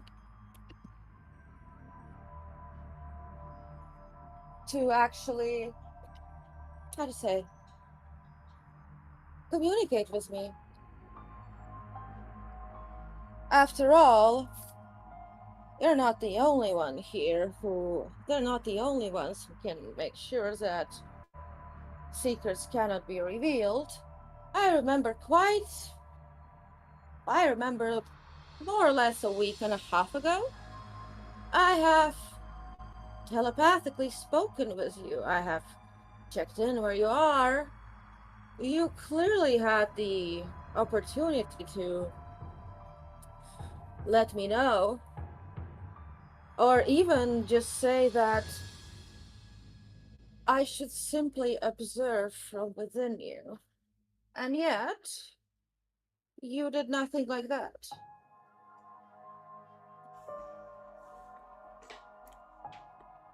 Marcus seems to be sort of racing through his thoughts, trying to come up with something more convincing to say. Meanwhile, Iris, you hear in the back of your mind Olivia say, "He's trying to hide the fact that he could have called you at any time." I say we just hand him over to Artur and be done with it. Marcus. I really hope that you would have been smarter. That I would not have to deal with the inconvenience of having a traitor under me. Iris, you could have let me know at any time. Iris, it's at this moment that you sort of get, like, on the little radio, someone requesting you to see, someone requesting to see you from downstairs. Iris simply, basically, simply says, "Let them in." When you say that, Marcus sort of snaps out of his sort of brainstorming of ideas, looks to you and says, "Let who in?" I'll let it be a surprise. Who knows? Maybe Arturo's coming. If he I kind of really want to trap his mind at the terror of the thought that. Oh, okay. I like that, so I'm not gonna have you roll. You can just lock his mind there. Yeah, I want him to just sit there and spin, basically. How many successes did you get on passion, Iris? On passion, 1 hour. Yeah, I'll say by now it's been long enough. His fear is has come back at this point. He essentially just looks fucking panicked, holding his head, and just stays there, holding his head, just going through that moment over and over. Until I'll release it. I'll fucking stop it when the guy comes in. Yeah, basically there's no knock at the door. There's just someone attempting to open the door, which I would presume for the sake of privacy is locked. Yeah, Iris waves her hand and the door opens. And Arturo walks in, looking at the door like, hey, some ghost shit here. No, there it's he just Iris. is. Oh, just go touch him and wake him up. I kind of terrified him. I just smile. Oh, I'm gonna do plenty. I'm not just gonna wake him up. He basically walks up to Marcus. Sort of, he doesn't like kneel, but he sort of like squats to get his head on Marcus's level. Kind of slaps him twice on the cheek and says, "Hello there. Been a while. Miss me?" And as Marcus is about to say something, Arturo grabs his jaw, and you start hearing popping noises coming from his jaw, and then cracking noises. And then, while still holding his jaw, Arturo begins to walk towards the exit, dragging Marcus with him. Please use the back door, and Iris points somewhere where back door basically opens. Does he look sufficiently terrified? Well, at the surprise of the guy being right there and hitting him in the face? Between the sheer fucking horror of what might happen to him and the fact that his jaw just got crushed with one motion, yes, he looks... in fact, I'd even say I'm not going to roll for his courage. He looks like he's on sort of a fear frenzy. Good. Arturo sort of ignores as Marcus is sort of like clawing at his arm and trying to pry his hand open and failing miserably, and just looks to the back door Iris points to and gives her a nod. Before he leaves, I'm just gonna quickly approach and take Marcus's work phone and stuff. Yeah, you take his work phone, and at some point, Arturo says, "Oh, check if he had a stack of 50s. I think motherfucker looted my pockets when I was taking a nap." Yeah, I'm gonna check it. Basically, if there's like notebooks, whatever, like, you know, like he has... Not in his pockets. Or like notebooks. Sorry, my Slavic ass just... Yeah, he misinterpreted the word. It's fine. You find like a very anemic, like maybe two or three bills, $50 each, sort of tied in a very loose, what do you call them? Rubber band. Rubber bands, yeah.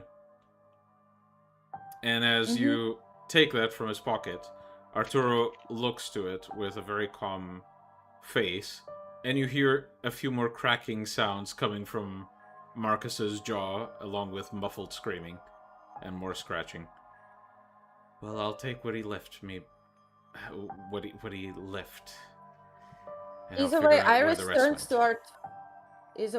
tells Arturo, "Let Victoria know that there's still some La Sombra behind all our troubles. We've yet to discover who was the one who turned Leo will in turn embrace this one. But at least the known suspect Lix is rather short. Well, I'm sure Victoria will be rather impatient, but I, for one, have to say, thank fuck I got my hands on this guy. Either way, he's a disappointment, so take him away. I mean, I wonder what kind of tricks I'm going to learn from this one. And he starts heading towards the, back door. Iris is not gonna tell him that that's a sin blood, lol. Wouldn't be the first he nibbled up. Yeah. Canonically, you wanna get the proper high, the... and somebody hands you a fucking box of fucking bacon soda instead of Coke. No, basically, so, out of character, canonically in the Clan Quest mod, Arturo's Diableries includes some of the thin bloods from the beach. Yeah. So, it's not like he has standards, so... True. Addicts are gonna be addicts He's regardless. been gluttonous in his previous life, he's gonna keep it up. Fat in Iris life, fat in death. Iris looks to Margot and then says, I need someone to take over his business so that it doesn't collapse. Yeah, I can handle it. All right then. If you need any aid with fast forwarding, let me know. I'll make sure people follow. Don't worry. Iris basically just throws her his work phone, whatever notes he had on, and says that she'll basically forward her the details about his, headquarters, whatever else, Yep. related to his stuff. All right. As you do, actually, there is one more thing that might come up if Jack wants to bring it up. Otherwise, we can assume the meeting ends. Well, I'll mention that my other ghoul has been embraced too.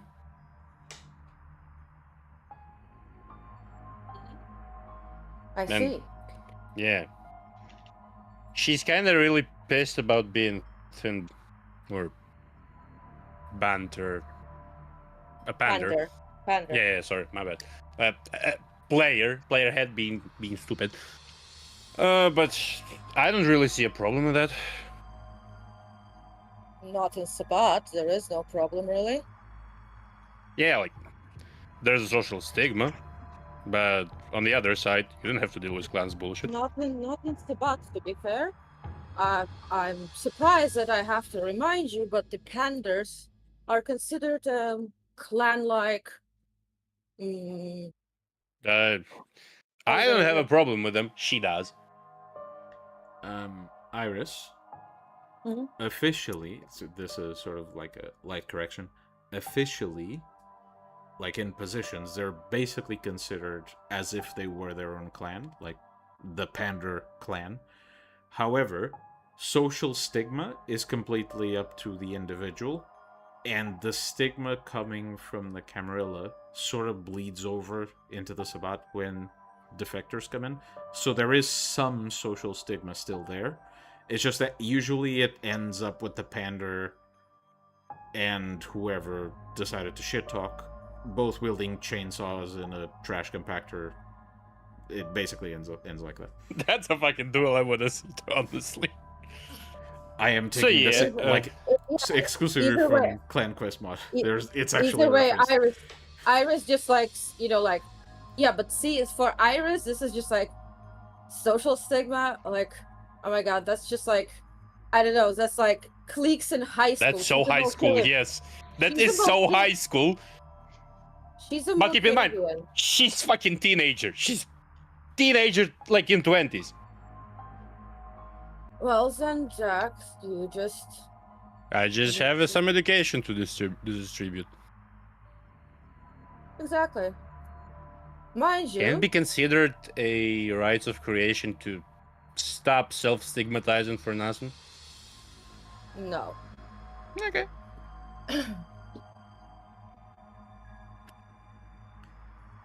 Well then, probably gonna be enough to be included in false Sabbat then. All right. Well, either way, there are plenty of packs where she could join. All right. And with that meeting adjourned for the most part, we will take a quick break. We'll be back in about 15 to 20 minutes. And we'll have some fairly interesting scenes to get through. See you soon. Yeah. Yeah.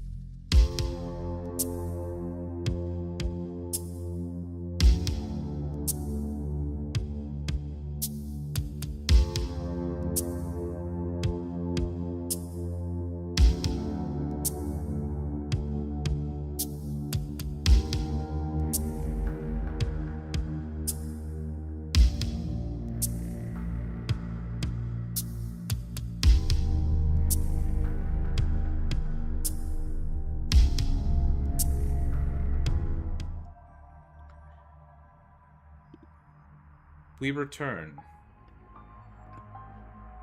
Maybe later that night, maybe in another night during the week. And we join Iris as she steps to the edge of one of the rooftops, projecting an obfuscating aura to stay hidden. Mm-hmm. She overlooks the streets below, and just down the street, she spots Isaac's church, manned by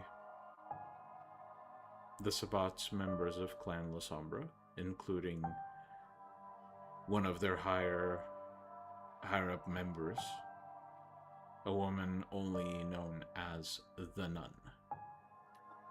The church seems to be closing up for the night. Seems Isaac has given his last sermon and is ushering the congregation outside, allowing those who want to stay to obviously stay. And Iris watches as people leave, spotting among them the nun assisting an old lady down the stairs before returning to the inside of the church. I assume Olivia is with me, so as usual. So, what's the situation inside the church? Like, where's everyone? It seems there are a few mortals still inside. You can see this through your projected sight that expands through your domain. There are a few mortals still inside. Some of them seem to pray, others seem to be speaking with hushed tones with Isaac, heading to the confessionary. And there are members of the clergy still attending to the church itself, making sure things are tucked away properly, stored properly, cleaned, kept. And all of them seem to keep a watchful eye over whoever enters and leaves the church. Among them, the nun.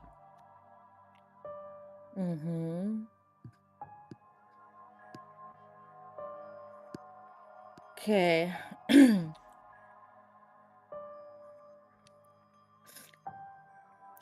Would you have shared with Olivia what your purpose here is? Yes, I would have shared with her. Okay.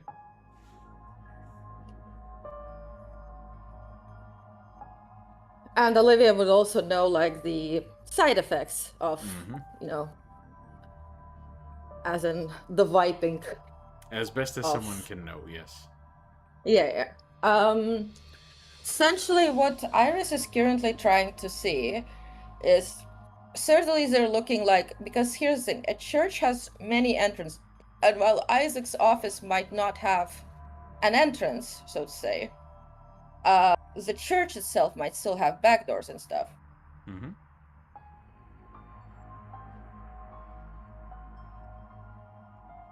Especially like they're, like, for example.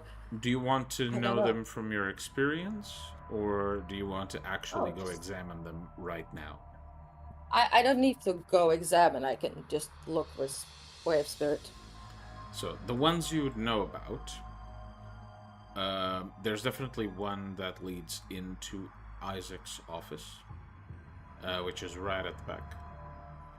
And it leads to basically a fenced-off small garden area that Isaac seems to maintain quite diligently, which is odd because his office is not nearly as kept as this garden. Alternatively, there is one other door that leads to some of the quarters where the clergy members spend their nights. Though that door seems to be locked.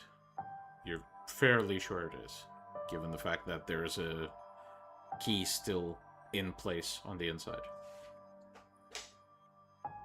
What I'm interested in, so let me explain what Iris is thinking of doing. I'm thinking of using deny on specific door, right? To basically go inside the church, because then it would be far easier to basically just use summon on the nun, right? Because then she basically just is going within the church to another area, right?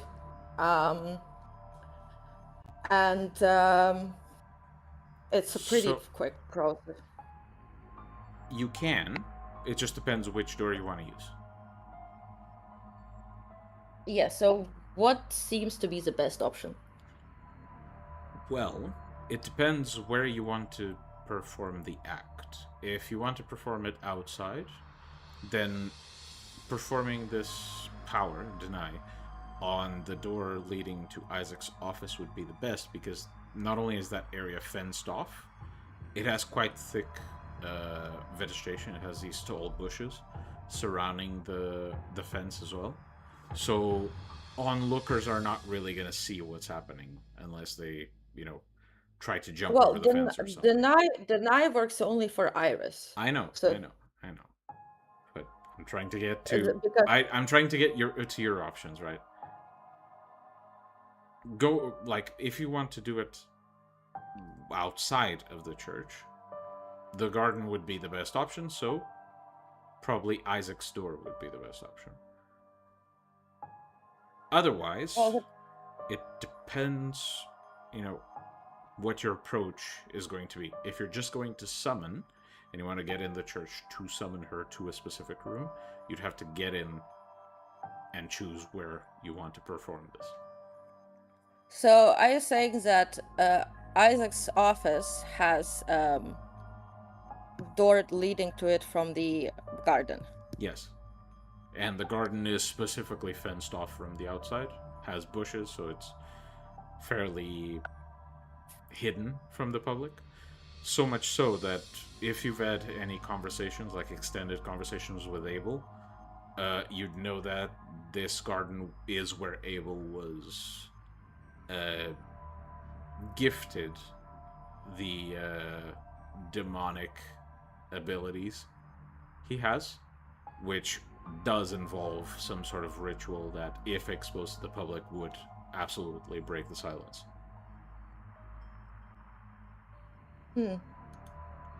Well, I suppose one of the things to do would be to actually first not look like Iris.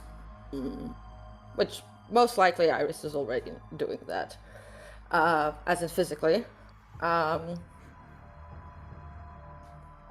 But wouldn't the nun be able to just go into the garden herself?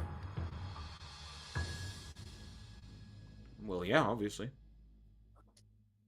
So I could simply just get her into the garden. If you'd like, yeah. But it's a question of what might go wrong more than what might go right.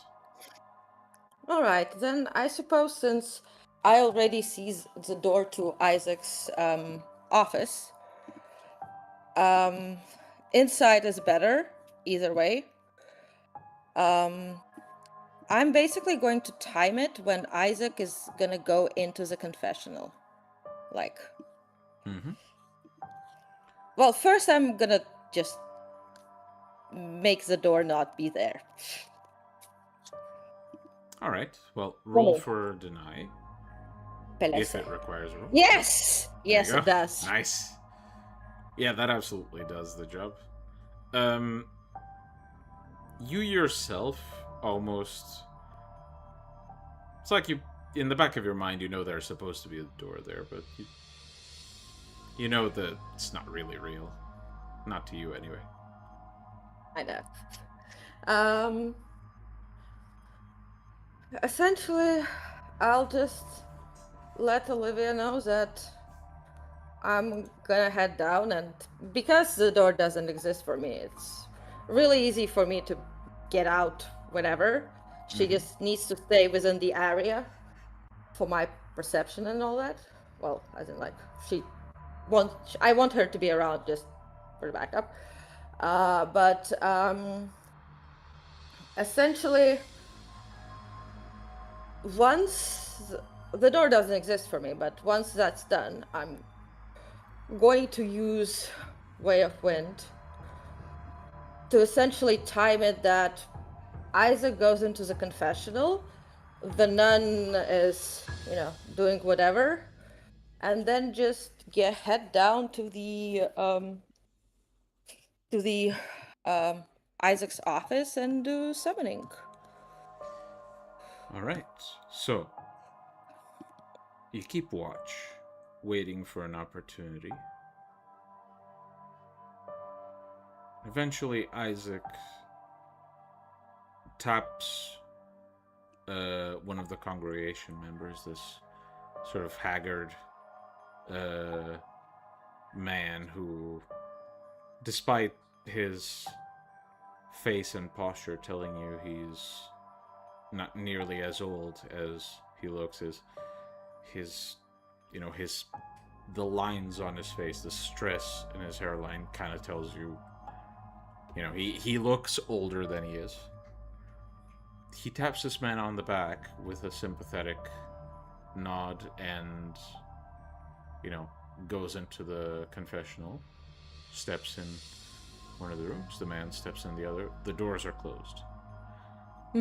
I would like you to roll Dex and Stealth to make your way there without being spotted. Yeah, that was, by the way, for the summoning roll. That's enough successes. Dex and Stealth, yeah, give me a second. Does Swift apply? Yes, absolutely. Miguel? Okay, 8, 9, 14. Pelese. Oh, I mean... Bitch, I'm invisible. The ninth letter of the English alphabet. Alexa, stop! Alexa wants to contribute. So, you zip your way into the garden, landing as quietly as you could possibly manage. Like, literally Way of Wind straight up into Isaac's office. With a few quick steps, you slide into Isaac's office, almost sort of like blinking as you pass through this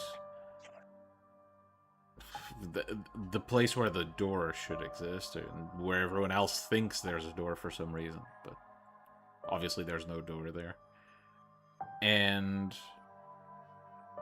as you enter the office, you focus on the nun and you call to her. And you see in the other room, with your supernatural senses, you see her stop a conversation she was having with one of the other attendants. And with the same composed smile as usual, she turns and walks towards Isaac's office. As she makes her way there, any preparation you want to do? I'm going to basically, because she's going to unlock Isaac's office, right? I'm just going to prepare to basically just use Way of Tech to lock it behind her. Okay. I'll allow you to make the roll. Just know it's a lock. It's not a complex machine, so the difficulty is quite high. Let me just double check. Okay, so it's called Pelesse, and it's -1 difficulty for me. Okay, it's -1, by the way, difficulty because it's in a cultural for me. Okay. So that's your prepared roll. I'll take into account the result. You sense her approaching Isaac's office. By the way, I'm still obfuscated. Okay. She unlocks the door, makes her way inside, and allows the door to slowly slide closed. And you reach out to the spirit, incentivizing emotion out of it. And with the pretty labored turning sound, you hear sort of a... It clicks shut. Yeah, and so something about that makes the nun sort of furrow her eyebrows and look towards the door, trying to process what just happened. And that's a moment I basically use. So I will essentially first use my left hand, I guess? Yeah, left hand. To grab her. And then to basically just bite down with the intent of diablerie, which should straight up start the process. Alright. How many missing willpower points do you have? I have missing 2 right now. 2. Okay. That is... Alright. So you take a hold of the nun. Do you grab her arm? Do you grab her neck? What do you grab? Most likely I grab her neck because then it's basically actually I grab her mouth. Because it also technically allows me, if anything, to basically just smush the mouth shut and all. And, do any type of other brain scrambling. Like So, quick lobotomy. I will have you make 1 roll for the entire confrontation.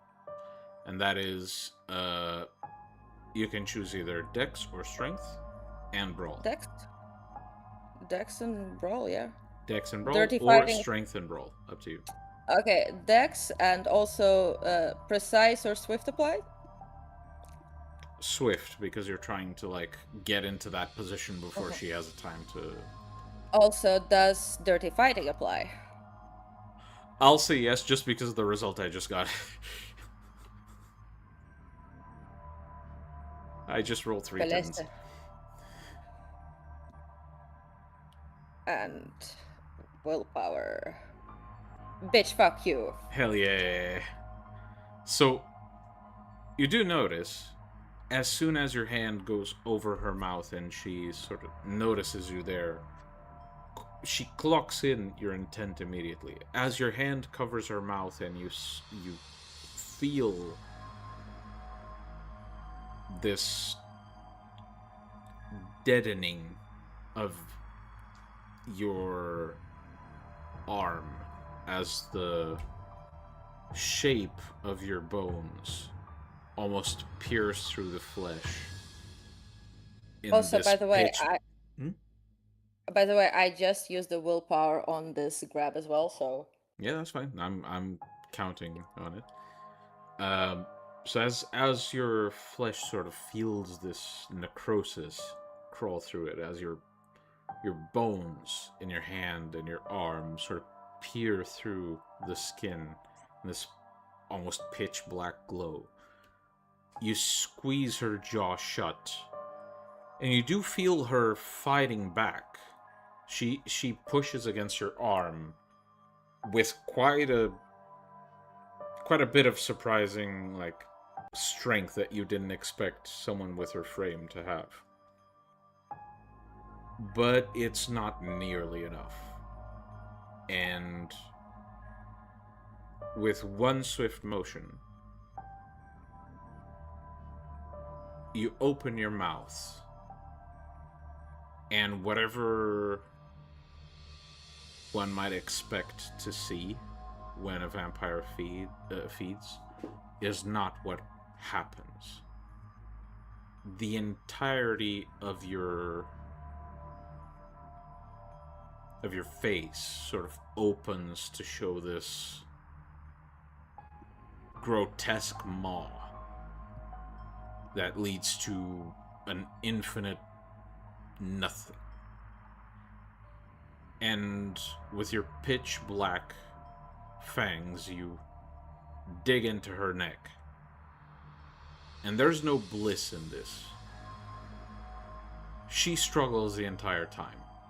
Fruitlessly, but she struggles. She attempts to kick her way to freedom, trying to reach something to alert someone. And with a very swift stomping of your foot, you snap her ankle and keep one of her legs still while pressing the other in place. And I will have you make the Diablerie roll against her willpower.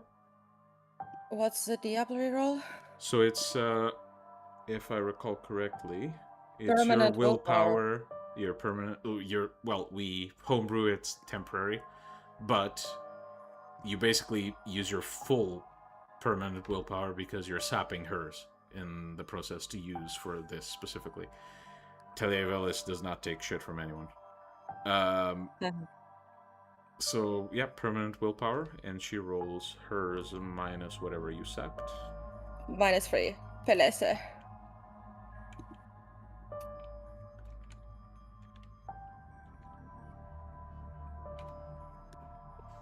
Ones and tens do not apply, so... Difficulty 6, she has gotten two successes. You got... I got 4. 4. It takes a mere moment until whatever fight she was putting immediately vanishes. You almost come to sort of feeling your features returning, and instead of the expected smooth, frigid yet youthful skin you've seen encasing the nun, instead of feeling this on your mouth, you feel this dry husk of a mummy quickly decay in your mouth as you let go, and by the end it's not even a pile of ashes. There's nothing left. And that will be my cue to leave. Whisking away. You swiftly make your way out, knowing for sure that some of the newer members of the congregation sort of look around a bit confused, and one of the clergy members goes to Isaac's office, attempts to open the door, notices it's locked, and looks to the confessional with a bit of frustration, waiting for Isaac to be done. Iris will wait. Basically, Iris will, with Olivia, because this is still within her range, they can basically make their way back away from this area, but Iris will essentially keep an eye out. Mm-hmm. Yeah, it takes a while for it to be noticed, and when it is, they make their way to, Isaac and this clergy member make it into his office, and They seem a bit confused about bits of the mess. Isaac doesn't remember leaving things like this, but overall, they sort of just conclude that the nun is out in business for some reason. And there's no reason for alarm right now. All right. And with that, we instead join Jack. Hello there. Jack, Hmm? you return to your haven, meeting up with your sort of adopted but not really child. Yeah. Leah is practicing her obtenebration. She does seem to be a bit frustrated that the effects are not quite the same as yours. She attempts to form the shadows in a bit of a, quote, normal way, but they always seem to be a bit off. A bit more jagged, a bit more crude compared to yours. And she looks to you as you arrive and says, "Good, you're here.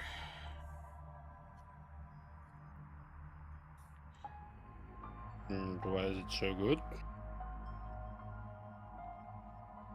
It's fine. I'm aware of what I have to go through, or at least what I need to go through to be considered part of the true Sabbat. I'm wondering if there is a way we can do that sooner rather than later." Depends entirely on you. Well, just tell me what I need to do, because I get to consider it. Look, I had some disputes in the With? domain. Disputes I can't really do anything about, because I'm not true Sabbat. I would like the rank so I can actually challenge them. Well, still gonna go through, if in different packs, still gonna go through more than just bishops. Oh, priests, rather.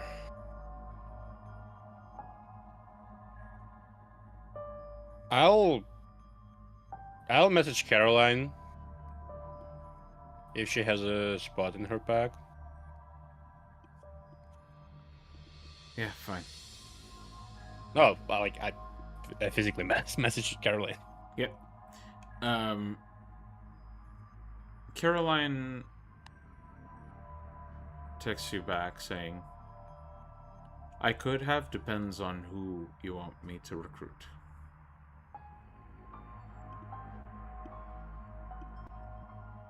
Bender, La Sombra tendencies. Gonna be my student of the past. Mindset, Necronomist in the future.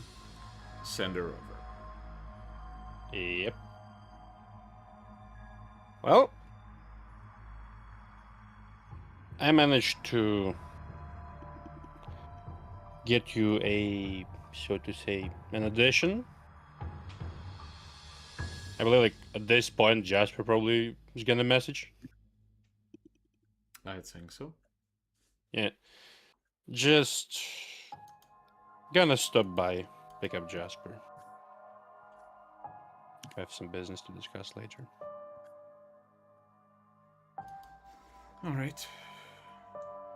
Just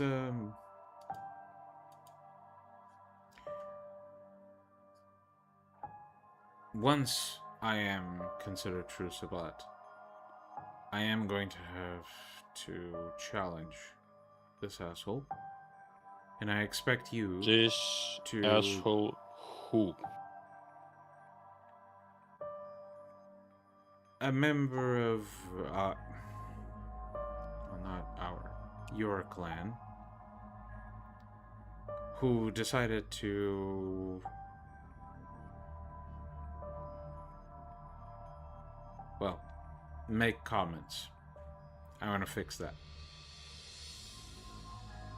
Well, I expect you'll sanction the it. moment you are free to do what you're free to do, as per the rules, I can sanction it. Good. Just, forward you to know, it. no nepotism. I don't expect any. Hell, Good. make it fisticuffs. I need to blow off some steam anyway. Let's go get one of my packmates. By the way, any new discoveries about being a bit faster and having really more fun up to liberation than mine?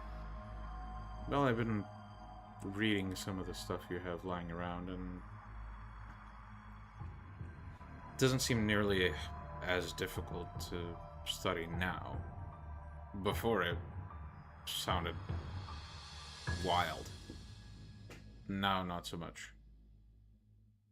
And I also was made aware of what diablerie is. Yeah. Careful with that shit. Well, I suppose I have a way of getting the information I want if people refuse to teach me. Regardless, I'd like to eventually learn how to put some power into my punches, so to speak. Which I know you can.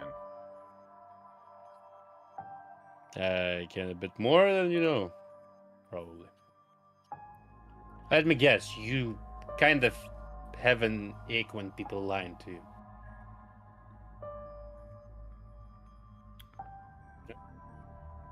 No. But I do hate it when someone decides to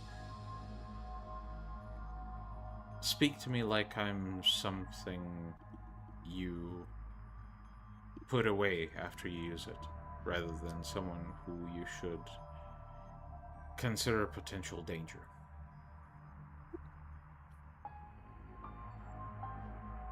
Well, still, you're gonna need to know the path to walk it. Humanity is not really sustainable. The mindset of humanity. But yeah. Well, Anyway, let's those go get things aren't Jasper. really human anyway. Hmm. She Are you, though? gets her coat and walks towards the front door. I'll message Jasper like to the fucking minute when we're gonna be there because yes, temporis annoying. I know. Tick tock, tick tock. Big Uh-huh. awareness. And lo and behold, you. Where would the two of you meet? Library? Probably closer to the park, and then like drop Leah at Caroline's, Mm-hmm. So as where she where she tells me to. We'll join the group back when you approach Jasper's location. You stop the car, and Jasper, hiding his appearance in the shadows. Jasper, you see the car with Jack and his new baby vampire in the in the passenger seat. How would you want to proceed? Mind you, you'd be informed enough of the situation that you know she is not true Sabbat. Well, Jasper is going to go in and sit Is she sitting like in the passenger front seat or in the Mhm. back? Front.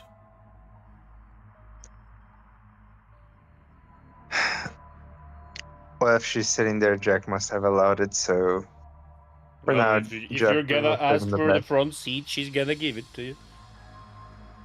Nah, Jasper's Chain of not that command. petty. Uh-huh. All right. So you get in the back seat, and when you do, Leah turns to you and over her shoulder sort of gives you a respectful nod. Good evening, Leah. Leah. I see you have always had better manners than the other one. For now, I know my place, at least. Oh, And having the freedom is also about keeping manners. Being free doesn't mean guaranteeing being alive. I wish so there. some others knew that. Why do you say that? That comes with age.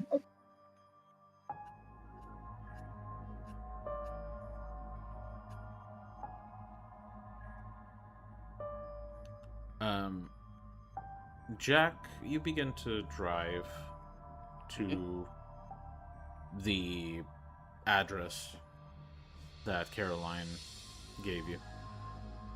And as you do, Leah seems to once in a while look to her phone, check something. With a quick glance, you can see she's checking if she got any new messages. Seeing she didn't, she pockets her phone again. And then says,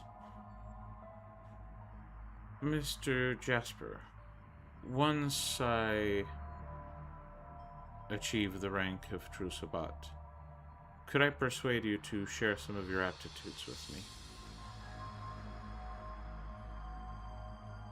What is it that you so desire?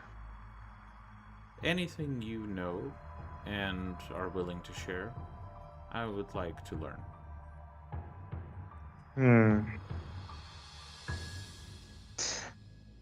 Something useful, perhaps, that I could teach you is fortitude, the ability to withstand punches. I'm already familiar with that one. That you already possess. Took some persuading, but yes. Aspects, perhaps? Maybe animalism, then. One of these two. Both would be very useful. I would be very thankful if you taught me the basics so I may get started with both of them. Of course, nothing comes for free. We can discuss later negotiations if you want, if you're busy right now. About what you could do for me in return. Of course, though. Of course, on top of that, having my sire in good standing is also a boon in and of itself. And she sort of gestures to Jack. Well, I guess we are on good terms with Jasper.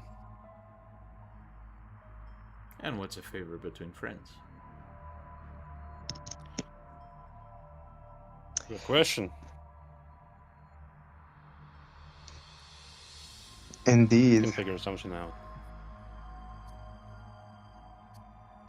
Jasper doesn't look mad, but he will nod. He will nod to her hustle to attempt to try to bullshit him to teach her, just for Cannot the sake of disrespect the grind, okay? Can't owe like an arm and a leg to every fucking Cainite you meet, right?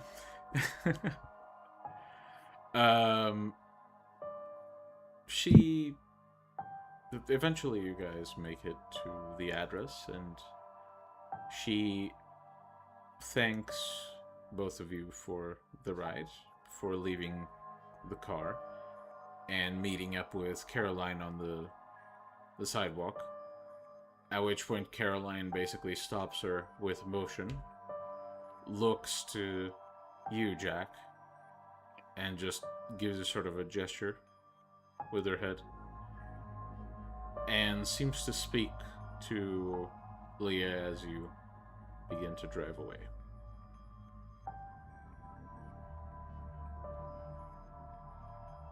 Yep. So,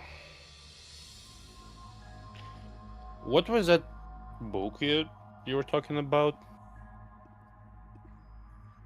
Stuff always gets in the way, doesn't it? It's Jasper thinks about it. Just a book I stole from the True Black Hand after they stole from the Giovanni. Now, that's some spicy kids don't need to hear about. Yeah, Where so... to? Well, I brought the book with me to begin with. Just needed to make sure there's no tracking or bullshittery on it that could point it to us. Then keep the watch on Shadowlands.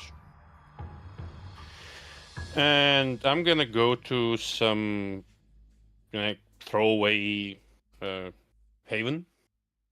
Okay, so one of the places you rent out, Yeah.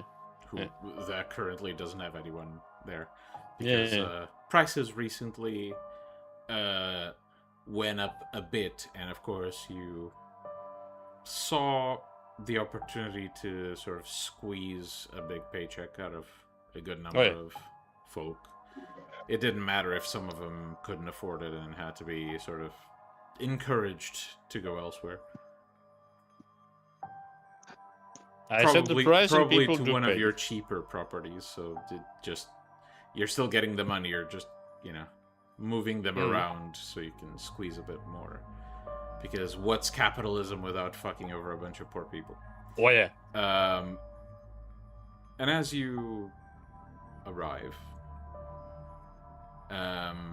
you take the keys, open the front door, make it to the apartment, open the door. Seems the former inhabitants in this, or the former family that lived here, they had to leave some stuff behind. Doesn't seem like they had, a way to transport everything, so some of the stuff was left behind. You sort of move some of the leftover like furnitures and some kids' toys to the side, and make your way inside as you lock the door behind you. So yeah, this one hasn't been used, so no shame in losing it.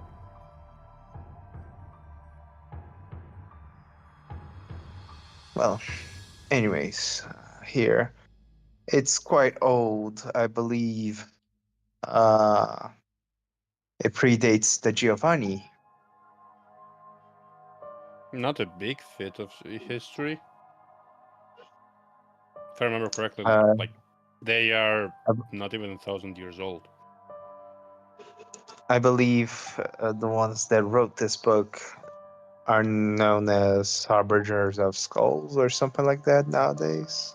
Maybe. Do it sound familiar? Well, yes, given your knowledge in occult, I won't even have you roll, because given your pass rating, the amount of fucking books you read, the name came up. Probably in some stuff you're not super familiar with, because it's necromantic rituals, but the name comes up quite a bit. They're a known, clan. As a player, bloodline. loyal to Isn't the it the bloodline that Cappadocia's closed up in a cave? So, canonically, out of character, Yeah. The Cappadocians ended because they sort of locked whoever was left in a cave, and they sort of way-sailed away to nothing. Harbingers of Skulls are essentially the Cappadocians that managed to claw their way back to life. Life, quote-unquote. Which is why they have a fucking grudge with the Giovanni. Who doesn't? Fair, but these specific guys have a specifically bad grudge with the usurper clans who decided to fuck over their. Where did I their hear daddy. that already? It's almost like the Sabbat is a bunch of people who are like bloody usurpers. Yes. The usurper Bloody hater club. usurpers. Yes. That sounds like after Tremere, about 500-600 years ago. Where the fuck you find it? The book Yes. in a cinema that they were using as a base, a theater actually.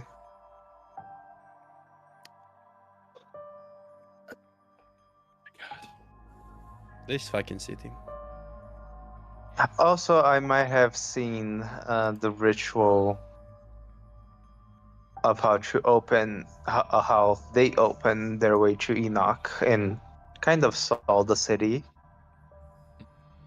But details. Seeing the city is not the most difficult part.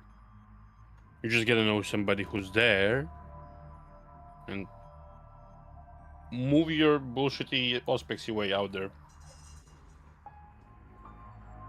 I meant the city that we're going to raid in the future. Jack, Yeah. I would Yeah.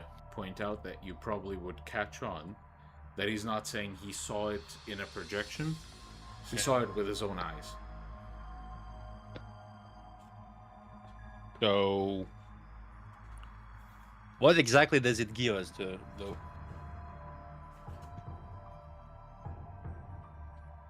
Who dares message me out of all 17,000 Discord servers? What the fuck?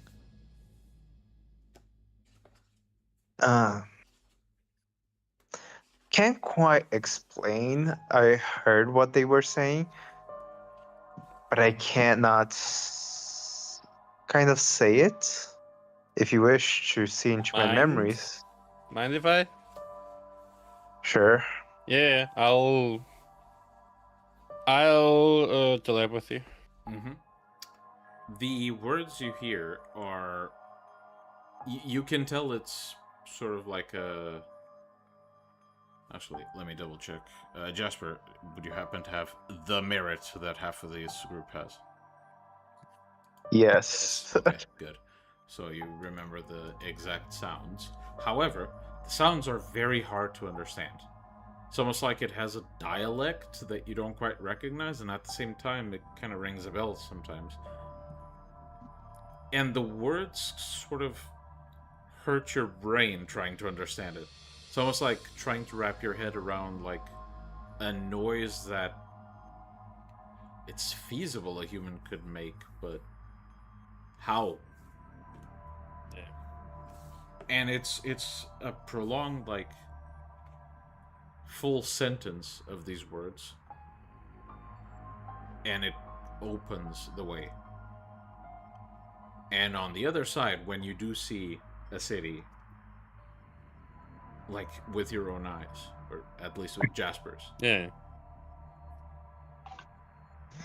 it's almost breathtaking, like the scope of it, because it just stretches on and on, and the architecture seems like equally ancient and yet like it was like constructed yesterday. Mm-hmm. It's paradoxical in that way. Mm-hmm.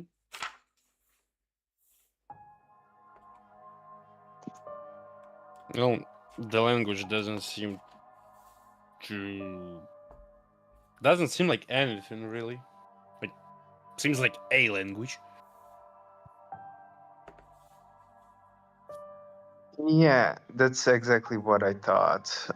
It's nothing I have ever heard of before. Unsure if it's even a language and not some magic words, perhaps. Might be like ancient Aramaic or something. Okay, yeah, sure. We have that. Good to know, but not really useful. The book? I mean, I know why the Giovanni we're using now. This book, at least. So the Giovanni went to the... Oh, the Giovanni first had it, and then the True Uh-huh. Black Hand were trying to steal it, and then I stole from them. Okay, yeah. Well, let's see the book then. And Jasper passes the book to Jack. Typically pull it out of yourself? No, he pulls out of his clothes. I see. Basically, cue that animation that every game has where the person reaches behind their back and takes like a tome that does not fit up anyone's ass, but somehow did there. Yeah, put the rabbit out of your ass. Yep. Mind if I flip through it a bit? Pretty thick, and it looks like it feels ancient to the touch. You carefully place it on a nearby table after sort of like using one arm to just send a bunch of like, leftover stuff flying, knickknacks to the floor, and you place the book down and very carefully open it, taking care not to fully open it so you don't damage the spine, as you have experience handling volumes. Well, first of all, I'm a feel for true magic before opening it, like living magic, fairies and werewolves included. There's none. Yeah. Can I use my counter magic to just get a feel if something is enchanted? Not like trying to actively remove the enchantment, but just getting the feel if there's any? No. Okay. No, because counter magic is basically a process that you use to sort of dispel something if it is there, targeting something specific if it is there, but you don't know if it's there unless you like try it and actually dispel it, and you see the effect dispel. And as you're about to look in the book, Jasper says, if you're still connected to my mind, the Giovanni did this to the book, as he remembers the Giovanni carefully putting some of his blood on the book, making... Was it a cross symbol that you said? Basically sort of an X shape. And then there was a golden glow to it before he put it away. Have you tried it? Have you tried it? Reading the book? Making the cross on it. No, I have not. For I don't know what exactly it does. But sure, I can do it. And Jasper gets closer to the book. There's two options. It's gonna explode or is... Oh, 3. It's gonna work as it was intended. It's gonna explode. It's not gonna do shit. Okay. And Jasper will... Just like how he saw the Giovanni putting blood on it, he will put his blood on it, on the book. Alright. Well, you pierce the skin on your thumb and will some vitae to the surface. You carefully draw this X shape and tank 50 ag. No, basically nothing happens. apart from you sort of getting the cover of the book slightly damp, which is not great. He did say some words, if I'm not mistaken, as well, didn't he? He did indeed. So I'll repeat those words as well. As Nothing happens. no, that did nothing. Well, other than probably I'll wipe the blood harm off. the book a little. Is it leather bound? It is. Though Yeah, the leather you can is take- very, very, very old.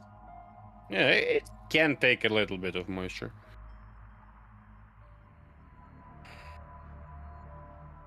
Well, I guess I can try it. Because I distinctly remember the cake. The cake. And I am the part of it.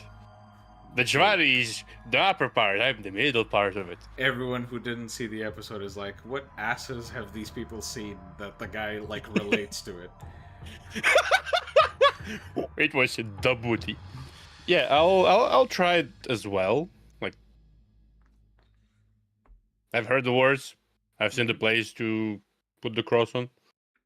Yeah, you do the same, repeat the words, nothing happens. I'll vibe that up as well.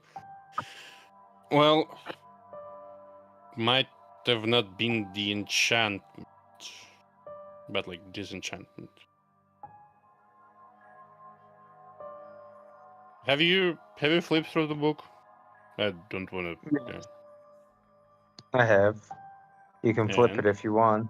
I was trying to see what the Giovanni were looking for, and I also discovered that there in this book there's a ritual to bind wraiths together. So when you summon one, you summon all, which means that the army of wraiths they're amassing will probably be put to use at some point.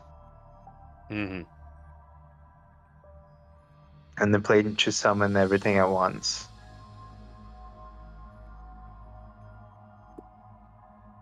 Oh. Like, the best I can try right now is just trying to remove the magic on it. What magic? To what extent? No idea. Feel free to look through it if you want as well. See if there's anything of use for you. There are some things that... I'll like open it on some obligatory page and like look for some. I'll just use my friendship with a Malkavian to make the fates guide me. So I'll ask you a question. Yeah. If Jack is faced with an opportunity to learn more at an unknown cost, does he allow that opportunity to pass by, or does he take the chance to learn more? Especially with the potential that the cost is attached to a certain someone. Meaningful look to Jack. Elaborate in this chat, please. Because I'm not doing well at social clues today. It means if you read the book, someone will explode. No shit. No shit. He's specifically telling me who.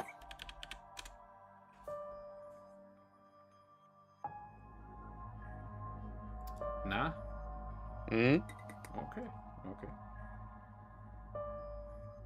So, you flip through the pages, and a lot of the text, it first of all, it's in a language you can sort of piece together here and there given your studies, but don't recognize what it is even. And whatever words you can put together, it's wildly beyond your scope of knowledge. However, some of the illustrations that are hand-drawn on it catch your eye. Namely, one of basically the drawing of study of anatomy of a human, right? Mm-hmm. Sort of a squiggly line that follows like from head to toe on the side of it. And then when you flip the page, there's like basically a copy of an illustration of Anubis. And these two things sort of you find it curious because nothing in the rest of the book kind of points to Egyptian culture, really. Mm-hmm. And yet here it's pretty, blatant.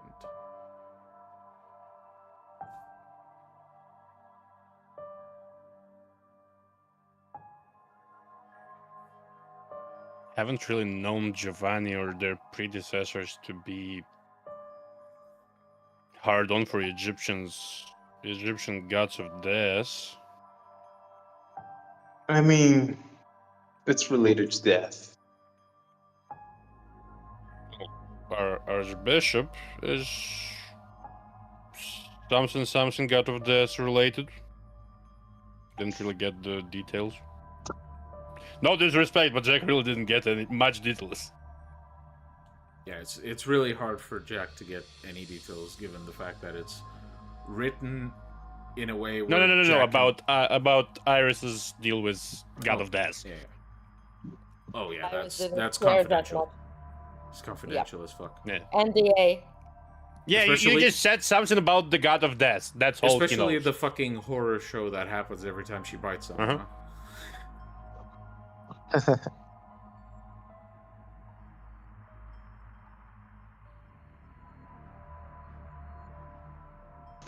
But yeah, other than the ritual to bind wraiths together, not much use for me here in this book.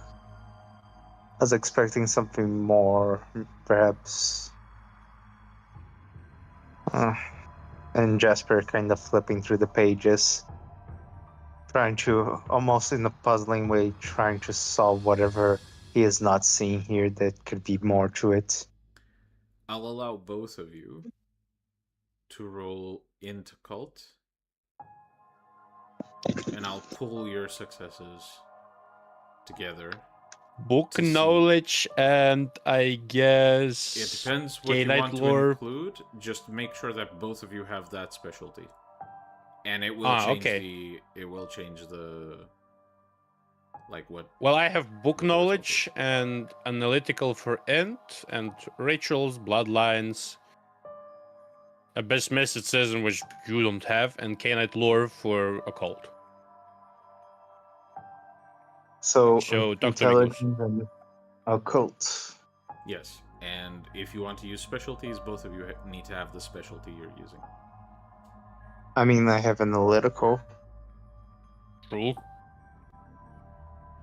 Let's get with that one. Bloodlines, rituals, Cainite lore. No, none of these. I don't have those. I see. Well, still a good roll. I'll use willpower as well. I will use willpower as well. Great fucking minds, okay? Dear fucking God, it was needed. It was needed there. Damn. So that's... If analytical is used, that's... The difficulty isn't exactly low, but I think both of you made it. Yeah. Yes. So that is... Yes. My roll is disgusting. Brain power combined. Okay. Yeah, that's... Like grabbing the book and read enough. Jasper. No, you read Jack. That's enough for you guys to catch one word that might actually get you a lead. So both of you sort of get this brainstorming session going back and forth, and eventually you both sort of start recognizing some of the you see one word constantly mentioned over and over and over, very frequently. It seems to be a name. You can't quite place what it is until Jasper, you start reading it and kind of realize that putting it together with some of the other words that you managed to translate, the few ones you managed to translate, you realize what name it is. And it kind of, once you realize it, you look to Jack, and, following your process, Jack, you also realize eventually what name is mentioned there. The book mentions quite a few times Lazarus. Oh. Yeah. That the guy who was reborn. Like, brought back to life. Completely.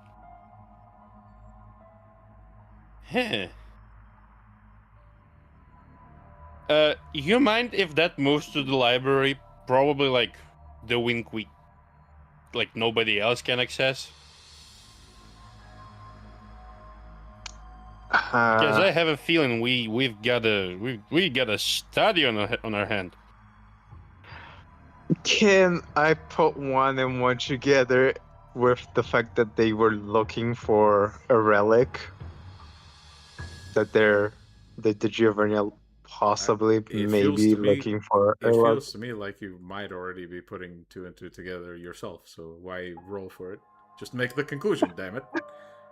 It's a fucking Lazarus, my god.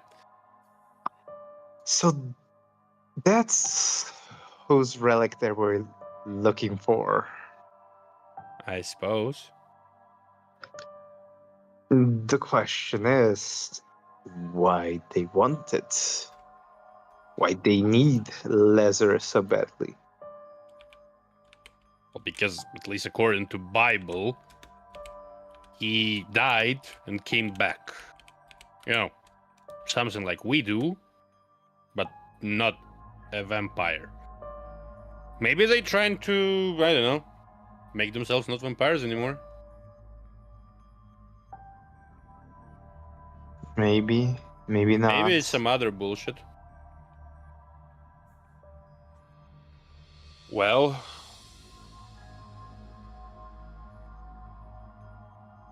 yeah. I will need to study more on it. You said there was a wing that nobody goes through and nobody will touch it. yeah. Other than me and you. It's not on physical plane. Yeah, sure, we can leave it there for the time being. Should I order a new bed to the library for you?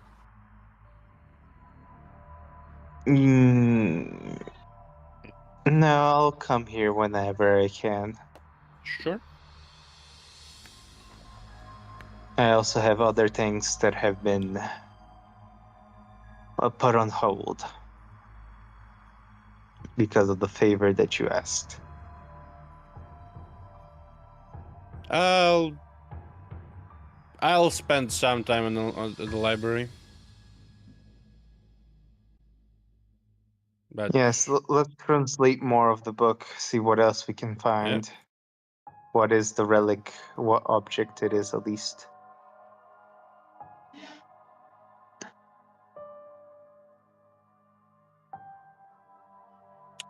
Well, I know somebody who knows something about translating the ancient text. I was wondering when you'd remember that. Yeah. But asking for the script itself is no fun. Like, I can ask for the programming part because, not my forte, but providing the language part for it is going to be my part. Is he trustworthy to begin with? Would trust her with my life. Then It's sure. It's Iris. It's Iris. It's Iris, Jasper. It's Iris. Well, it's not like Jasper knows that. Yeah, Jack tells you. Okay.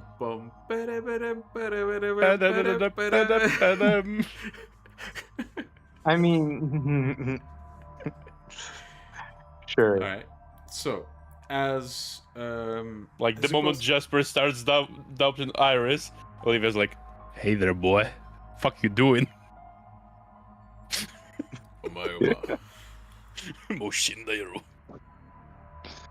But yeah. Jasper finds out that Giovanni wants to do something with Lazarus, and it probably will break the cycle of life and death. Iris going, they want to do the what? They want to do what though?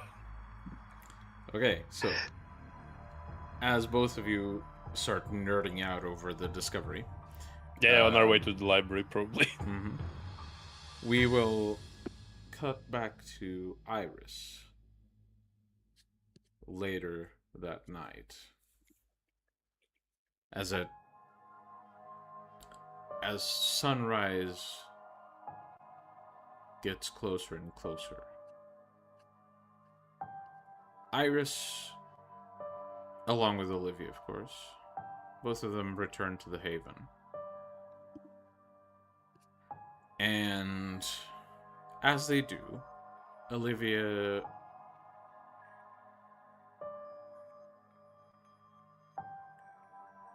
essentially allows themselves to be seen and says, I had something to mention, just failed to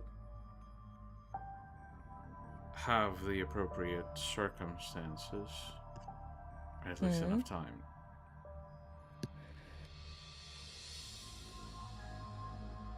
I have found the potential location of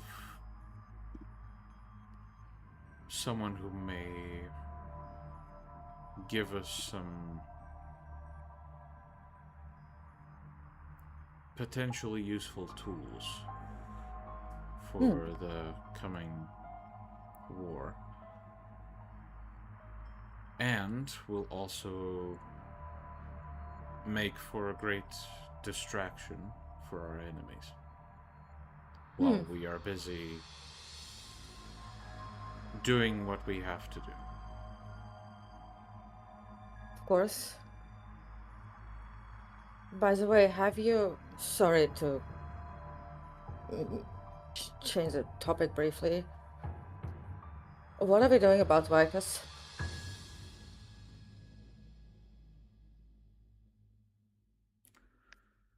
I'll have to find where they have taken her, but they're resourceful. Even torpid, torpid or staked, I would still doubt that they are entirely out of options. That said, we are part of the Allies. They probably have set up to help with the situation. Either way, so what about your source of tools and the distraction? Well, it seems the tower has been quiet as of late on our radar. So have the Anarchs. I might have found out why. There is a third party allied to both. Someone who is rather old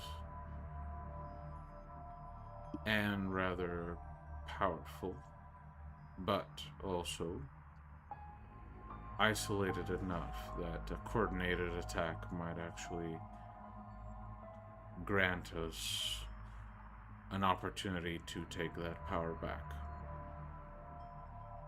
I managed to determine their clan, and I know where they may be taking residence while in Los Angeles, but we might have to reach out to some of our other packmates simply because of what it might take to steal those aptitudes. Well, either way, it's not that I can take those aptitudes with blood. And So, it's not something I might be willing to do given the clan. what's the clan? A follower of Set. I see. A follower of Set. So, not from the bloodline of those in the Sabbat. No.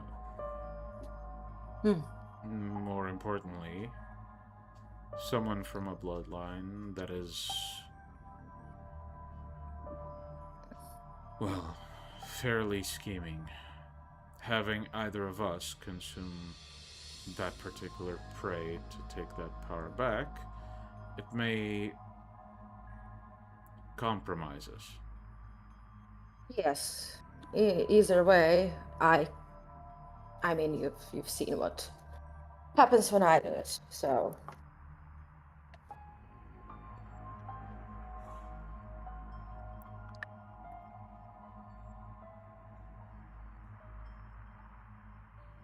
But I understand. I suppose maybe Jack and Gabriel.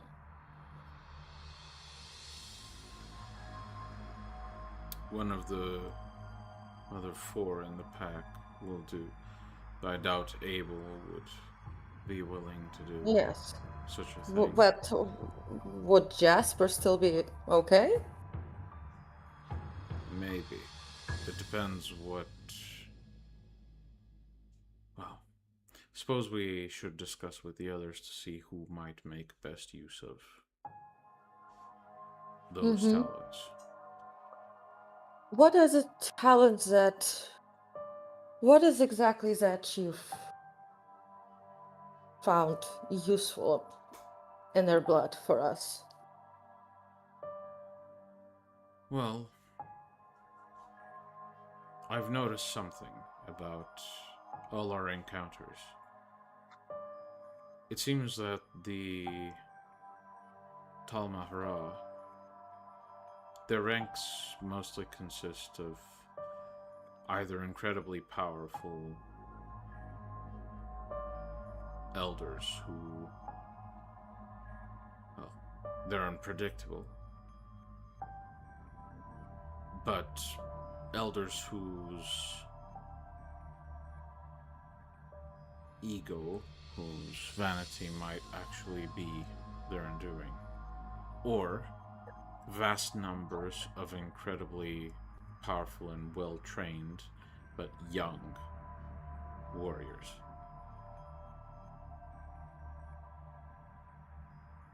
I've noticed in previous rare confrontations with this specific clan, and from my interactions with Victoria, that they have an aptitude for unpredictable strategies in combat, both one-on-one and versus great numbers of enemies.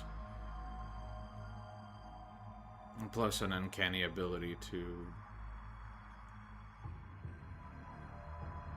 shall I say, refuel, if need be. I see. And it's a talent none of us have. I think they have tools in their arsenal that would be better put to use within our ranks, if we are careful enough about acquiring them. That is a valid point. I mean... It's not required, but something to keep in mind. Yeah. All the better, of course. I suppose in such a situation, perhaps Jack would be... Jack or Gabriel would be the most reasonable options, especially given their detached and rational approach I've given Leo's state when he was brought. It was disturbing to see that be the result of a metamorphosis. And either way, if either of us are bad, recipients, Jasper technically falls under same sort of contamination vector, even if he's less synchronized.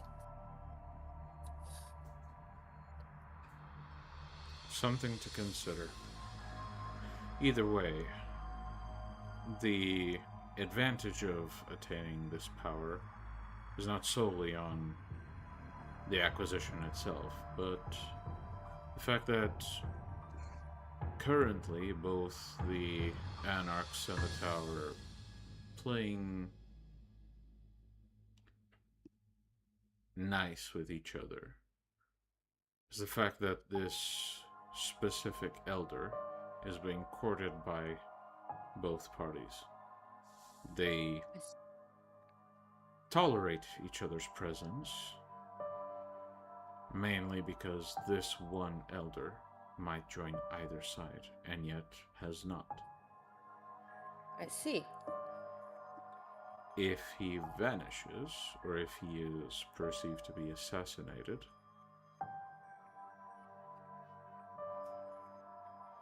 the two parties who may actually want to take advantage of our absence will be too busy at each other's throats.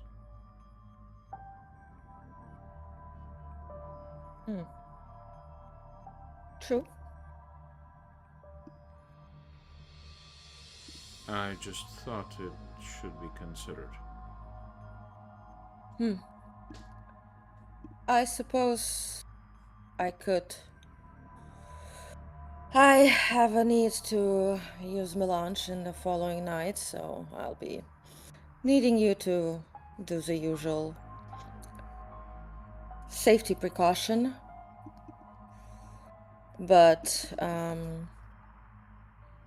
that should essentially be something that I can briefly take a look. I'll always keep watch over you when you wish to do this, but I caution against doing it too much. I'm aware. But either way, there is still the issue of the mages to also take a glance at. Of course.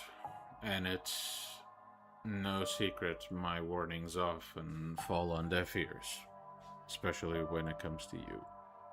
Well, Olivia sort of gives you this side eye.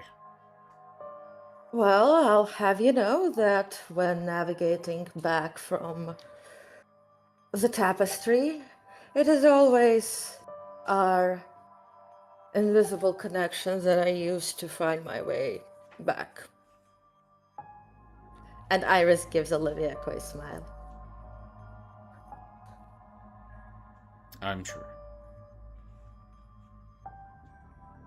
Either way, I know I am quite aware of the risk of using that power. Which is why I don't follow my curiosity to find out all the dirty secrets of creation.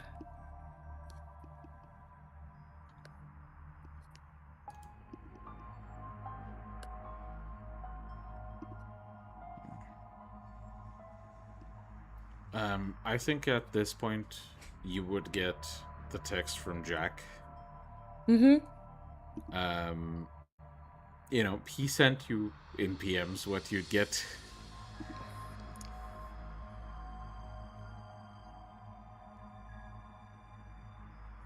Having the perfect sense of time. I don't have any. Would Jack even still be awake? Yeah. Oh, fair enough. It's not that late into the night. I suppose Iris just like texts him 3 question marks. You can just speak. You don't need to write it. Yeah. Why do you need it? I have an ancient ass text to translate, and I'm not that good at development. I can. I'll. Is that how? Iris basically writes, listen, usually I basically just need to scan the text and use my specific laptop, which is, secure, to run the translation. But see. what language is it in the first place? I have some language. Can I have a guesstimate? It's odd. Like the letters it's written in seem to be Arabic. However, despite how old that that language is, this doesn't quite feel like it's the same. It feels older than that even. So a guesstimate would be ancient Aramaic. Guessing, yeah. Yeah. Iris basically just asks you to Yeah, like a small snap a photo. Yeah, snap, like a snap small picture. sentence or like a line. Mhm.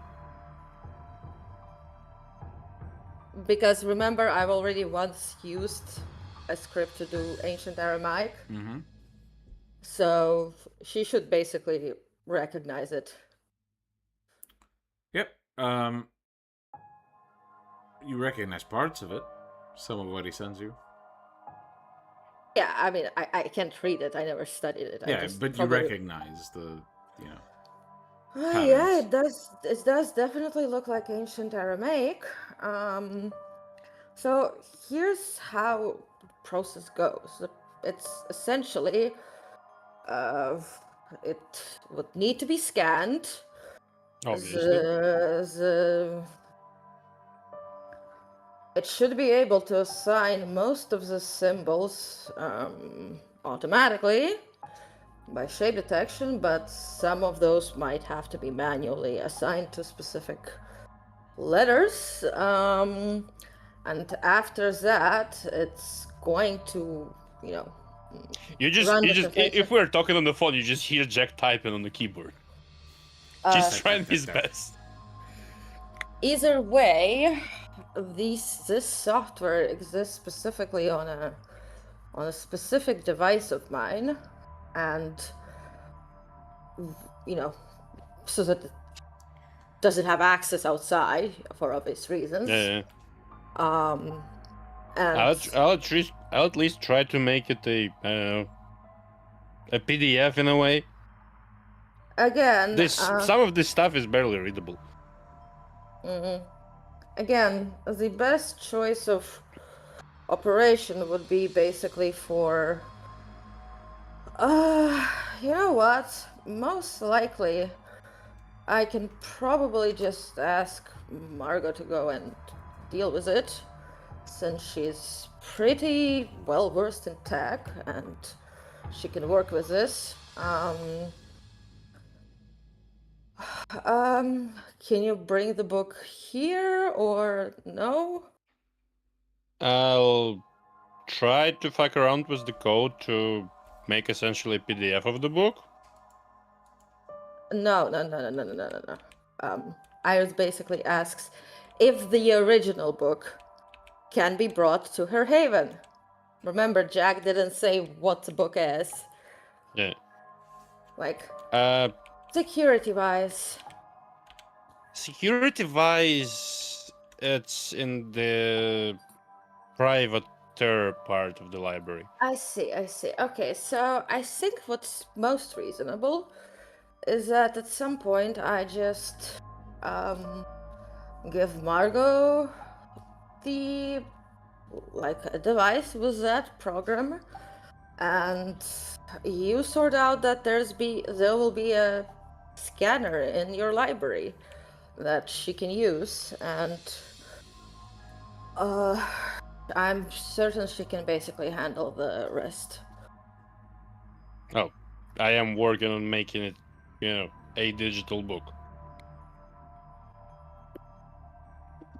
Because nothing beats the fucking necromancy like a PDF. Again, I wouldn't advise you to go that far. Look, your device needs some data. And if I can simplify the field of data, because handwritten, ancient as fuck, why not? Okay, fine. I'll send you basically the Yeah.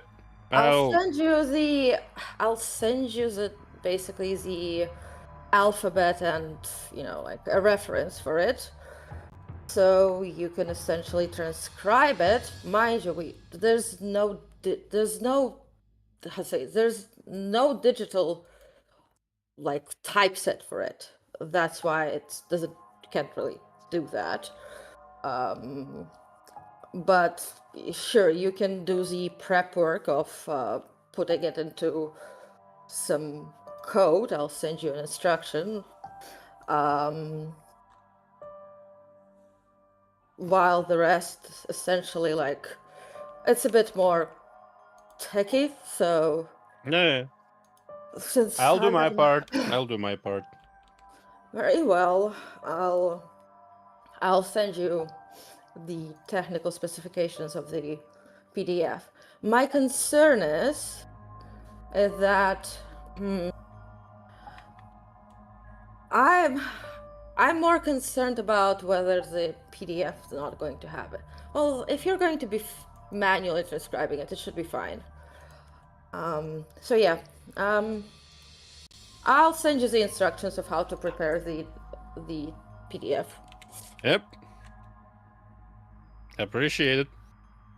After that, you can basically pass it along on some encrypted flash drive to Margot, and she'll do the rest. Yep. No problem. I appreciate it. And Jack absolutely would not do the fucking handwritten translation. He's gonna find some open source image recognition, host it locally without internet, and then try to teach this shit. I'm at least give me numbers for letters. There's no he can such make thing. one-to-one. No, that's a point. There's no such thing. True. Well, I can render them. I can render the letters in vectors, which are not gonna be all swishy. And Jack has nothing but time as a vampire, so I'm sure shit would work out. He also doesn't have the ADHD we all have, so it's all good. Yeah. So, given that the sunrise is getting rather close, we will end tonight's session here, and we will see all of you next week in the next episode of Beyond Armageddon. Check the links as below. usual next time. Yes, check the links below to see the Sabbat the Schism book. It's really good. Check it out. To see the creator of the music we use for the intro and the breaks, RS Experiments, aka Mark, one of our former players. And follow us on YouTube and Twitch. We stream almost every week at the same time. And I'm still working on updating catching up on uploads, but we have a backlog of videos. Sorry. Shame. But yes, we'll see you guys next week. See ya.